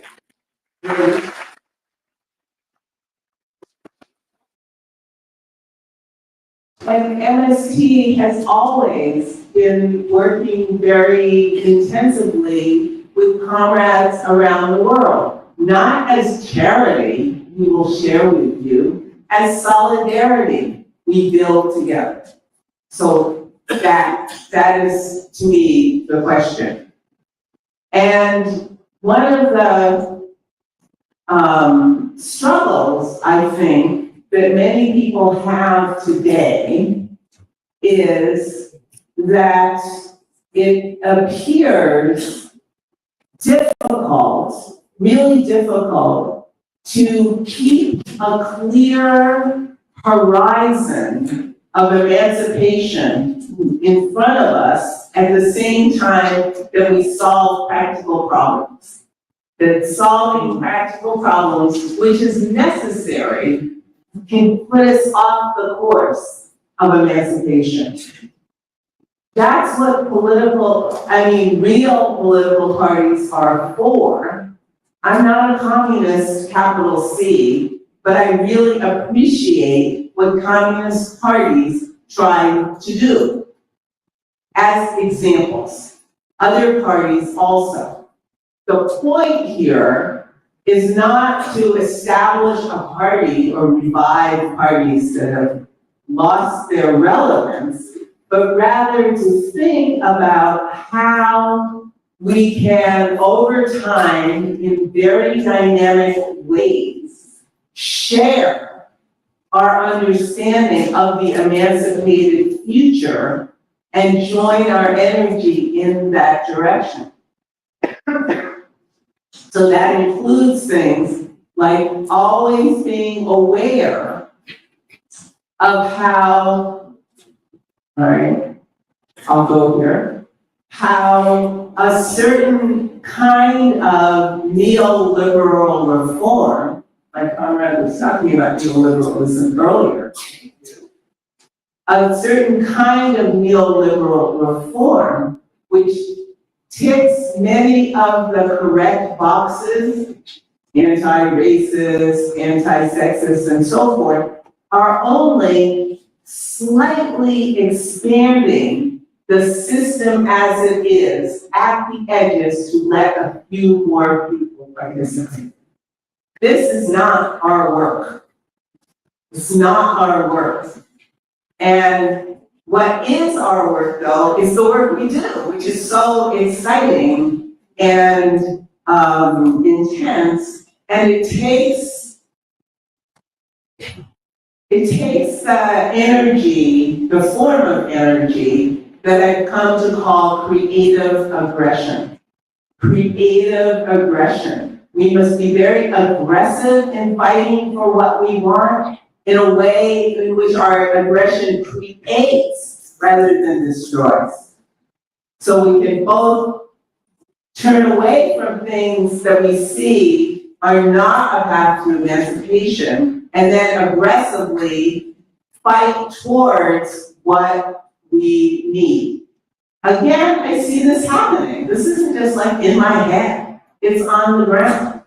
It's on the ground in many places. And it takes so many different kinds of energy coming together. So it's not only energies between and among movements, which is important, but also energies within movements to, continue political education, to continue always the constant or permanent revolution that emancipation consists of, so that the changes don't reproduce the old social hierarchies that we fought so hard to be free of. Does that make sense? So, but I don't know what the big is. I tell you what my dream is. My dream is to, I have to figure out where the resources will come from, is to have like a whole series of abolition schools that can join with, whatever already existing schools. MST has a school, Abashali has a school, there's a, whatever it is, a Cabral school in Ghana. I mean, there are schools, but these schools, to bring people together, to constantly share what we know and how we do things and build that solidarity and keep it going. So short of a party, I think schools, and I'm not saying, I am not suggesting, nor would I condone anything that looked like people from the north coming to the south to say, do this, don't do that. That's bullshit. Rather, south to south, wherever the south is. And in some cases, the south is in Detroit, Michigan, as well as in Maranhão in Brazil. So south to south. And that leads to the next question about freedom as a place. Absolutely, Quilombos. Absolutely. We had the great honor to visit 2 Quilombos in the brief time we've been here in Brazil. One in the state of Rio de Janeiro, and the other up outside of Alcântara and Maranhão. And they're completely different from each other, and yet they obviously share certain characteristics. And that the feeling there is that people are constantly struggling with their creative aggression to make freedom by making place. So absolutely, absolutely. For other people, freedom is a place could consist of long migration paths that might be discontinuous, but along the way, there are places where people have solidarity and community in which we can flourish. And then the last question about geography, thank you. I think I had the great opportunity and honor to have dinner once with Milton Santos, again, around 30 years ago. Obviously, a lot of big things happened in my life 30 years ago, including a beautiful dinner after hearing a beautiful talk with Milton Santos. And interestingly enough, at the time, although there were a few of his pieces that had been translated into English in Anthropologue and a few other journals, his work was not available in English. It was available in, obviously, in Portuguese and also in French to some degree, maybe some other languages. And I didn't start learning Portuguese until later in that decade, actually in the beginning of this century, in part so I could come here and at least say 3 lines to you, but I can understand, so don't talk about me.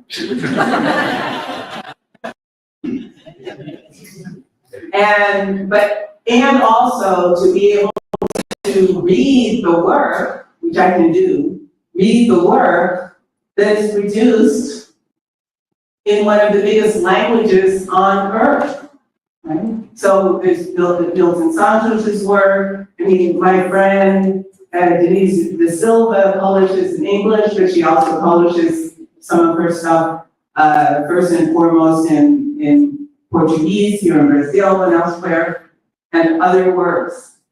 And the person I think of most often when I think about the work of a geographer, what it is we're trying to do, it was not, strictly speaking, a geographer. He was the engineer, the great late revolutionary leader, Amilcar Cabral. He was an agronomist, and agronomy and geography bear a lot of family resemblance. And as we know from how agronomists do their work, and as we know from the beautiful biography that Antonio Tomas wrote about Cabral, a lot of the early planning for what became the PAIGC that entered into that very long revolution came out of Cabral's work as an agronomist, going, looking or in a boat from place to place in Guinea-Bissau. But before that, he had done it in Alentejo in Portugal, which is where like the stronghold of the Communist Party was during the dictatorship, because the party did not disband, it only went underground.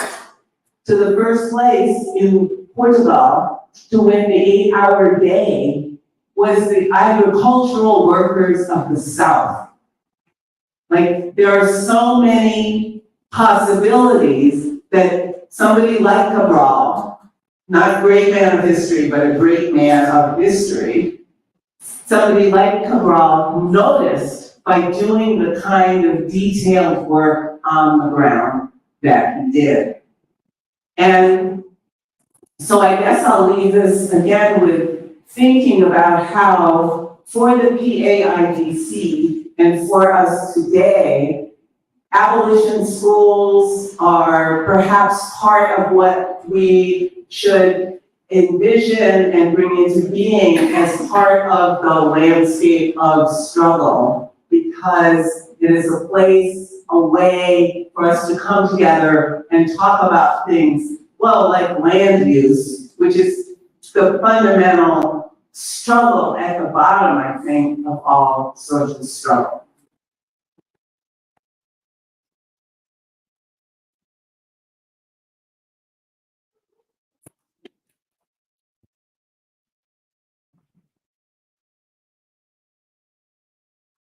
Uma sequência de rodada de 3 questões, ok?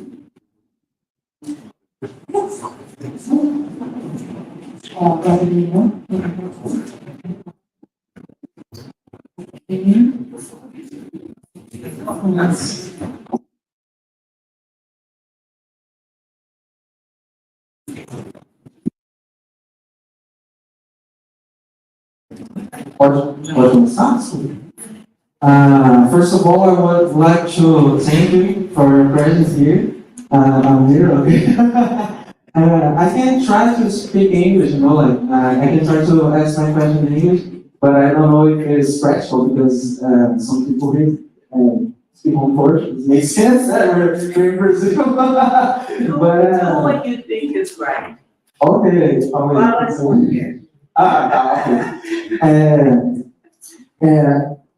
uma parte do que você estava falando na sua apresentação, primeiro eu tinha que me apresentar.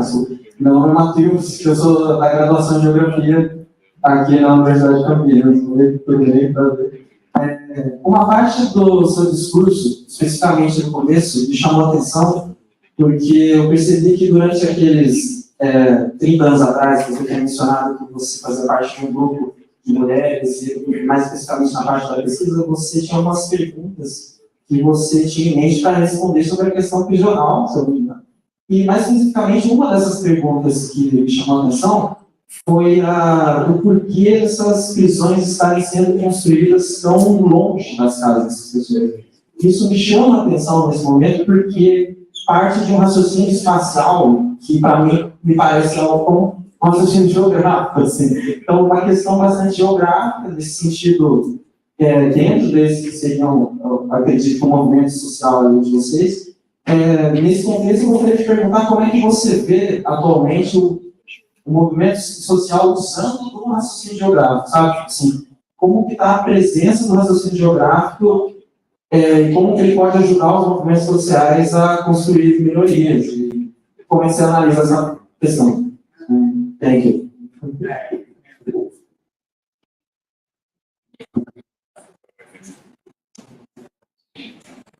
Boa noite, aqui. Eu sou o Gustavo, sou aluno de graduação aqui na Geografia e componho o centro acadêmico também. Muito grato pela presença, a aula está sendo ótima. Vou tentar ser sucinto. Desde a colonização e da escravização, uma das ferramentas biológicas de dominação foi a animalização do povo negro e do povo indígena. E ainda hoje, muitos paralelos podem ser encontrados entre a situação das pessoas privadas de liberdade nas prisões, que a gente costuma chamar de desumanas, e os animais criados para consumo humano. E aí eu gostaria de saber se você enxerga possíveis paralelos, contribuições ou alianças na luta abolicionista e na luta pela libertação animal. Obrigado.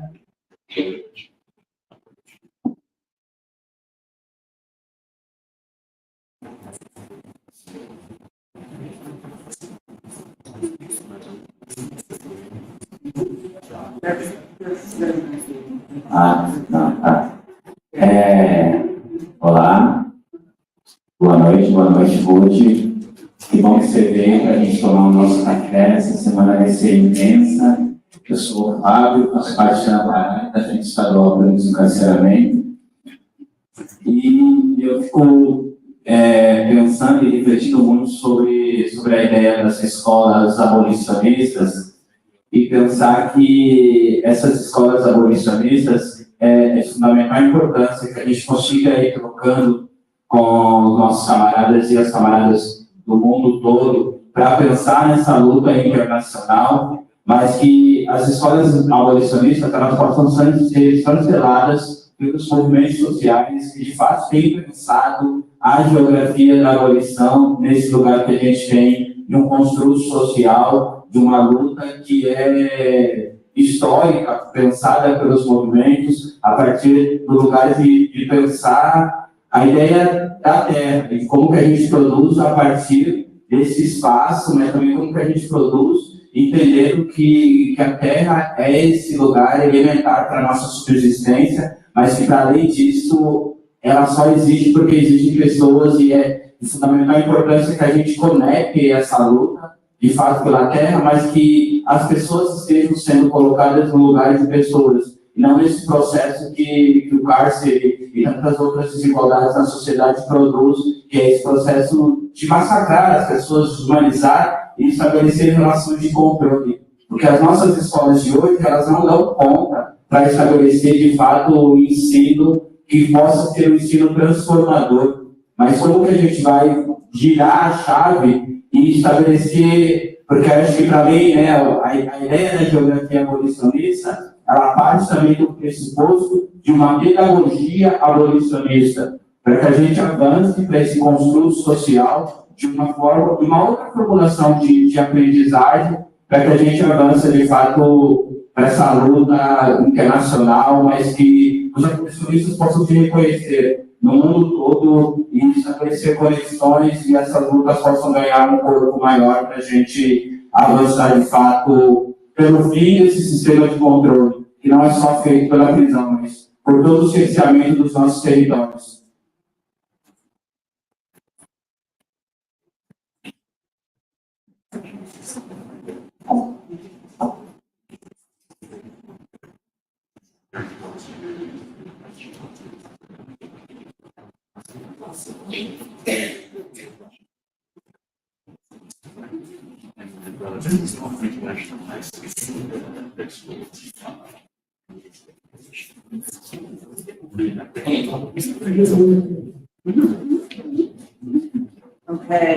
Okay.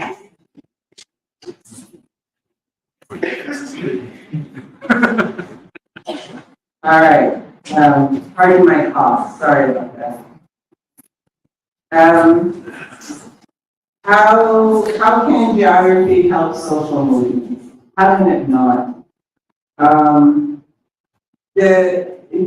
Geography has the capacity to help us answer questions about why things happen where they do. That sounds so simple and bland, and yet it's not. It's actually pretty complex and thick, and geographers have the training and also the responsibility to figure out something that is denser and more useful than just kind of laying out another report on what we used to call aerial differentiation.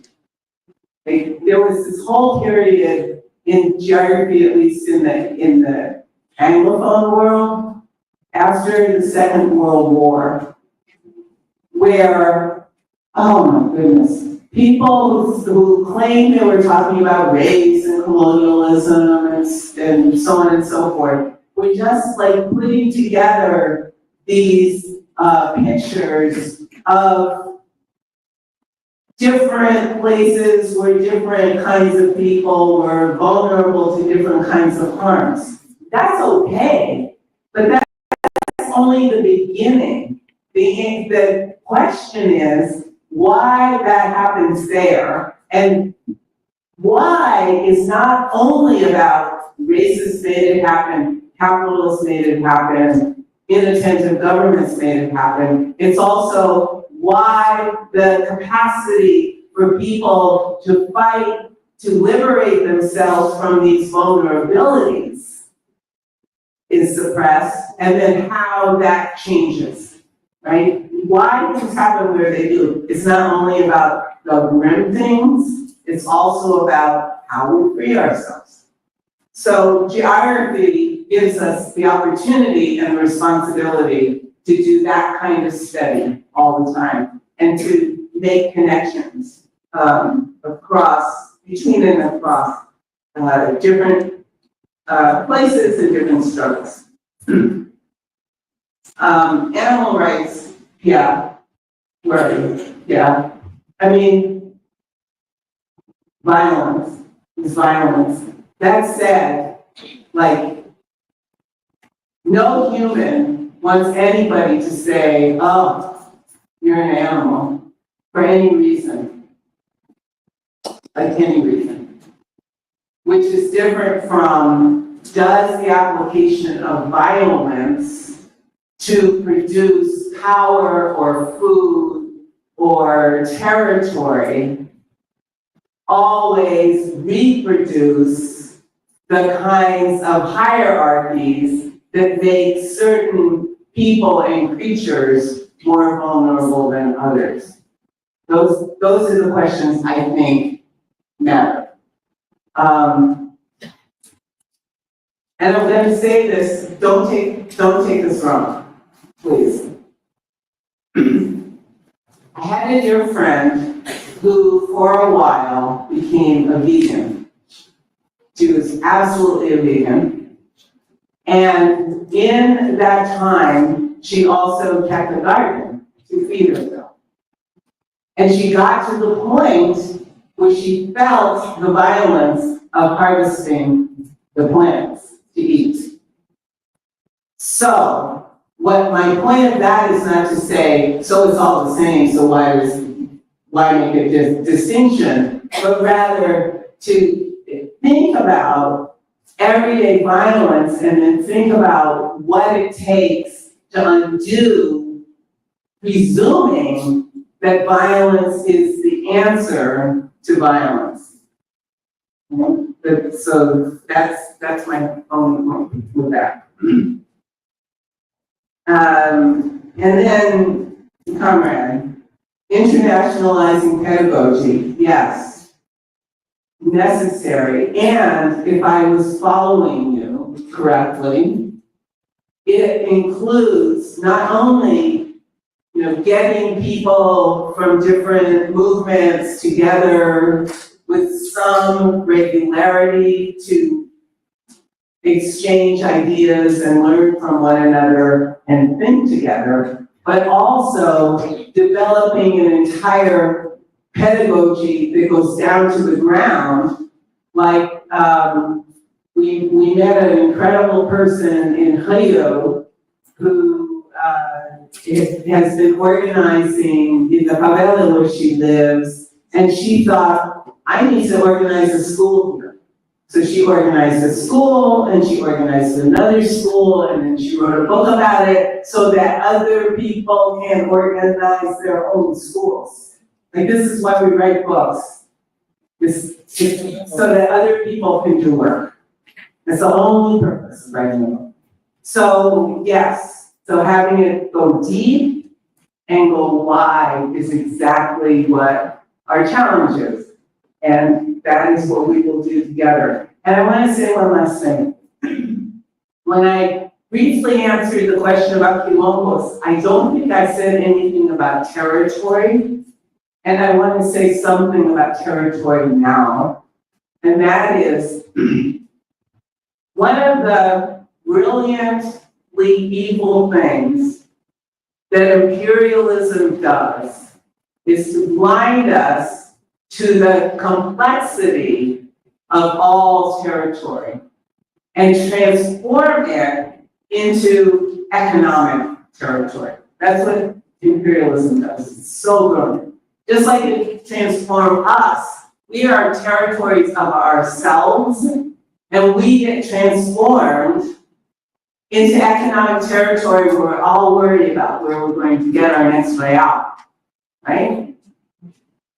So, the question before us is to understand through paying attention to what people do in their lives practically every day, in social movements, in ordinary households, and so forth, to enliven territory in all of its dimensions. It's cultural, economic, natural, political. It's not all of these dimensions. And if we think about them as geographers, as social movement people, then we can see different struggles come very clearly before us that then many people might become really excited about working on.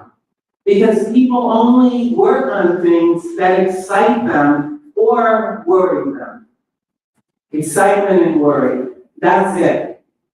But we can find exciting and worrisome things everywhere when we think through the complexity of geographers. So I think that is, I think we're out of time, probably. Sim. Yes, okay. Eu gostaria novamente de agradecer a presença de todos. Uma salva de palmas para a professora.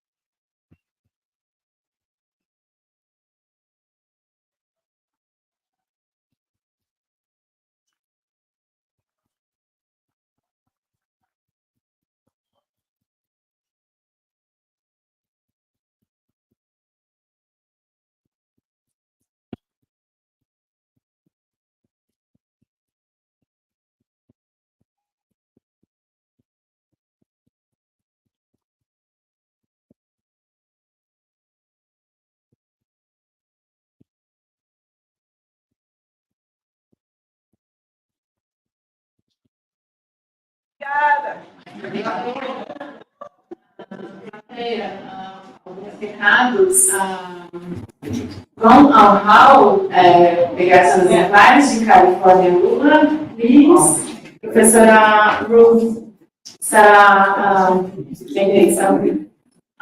assinando os livros lá em cima, por favor. E temos alguns informes.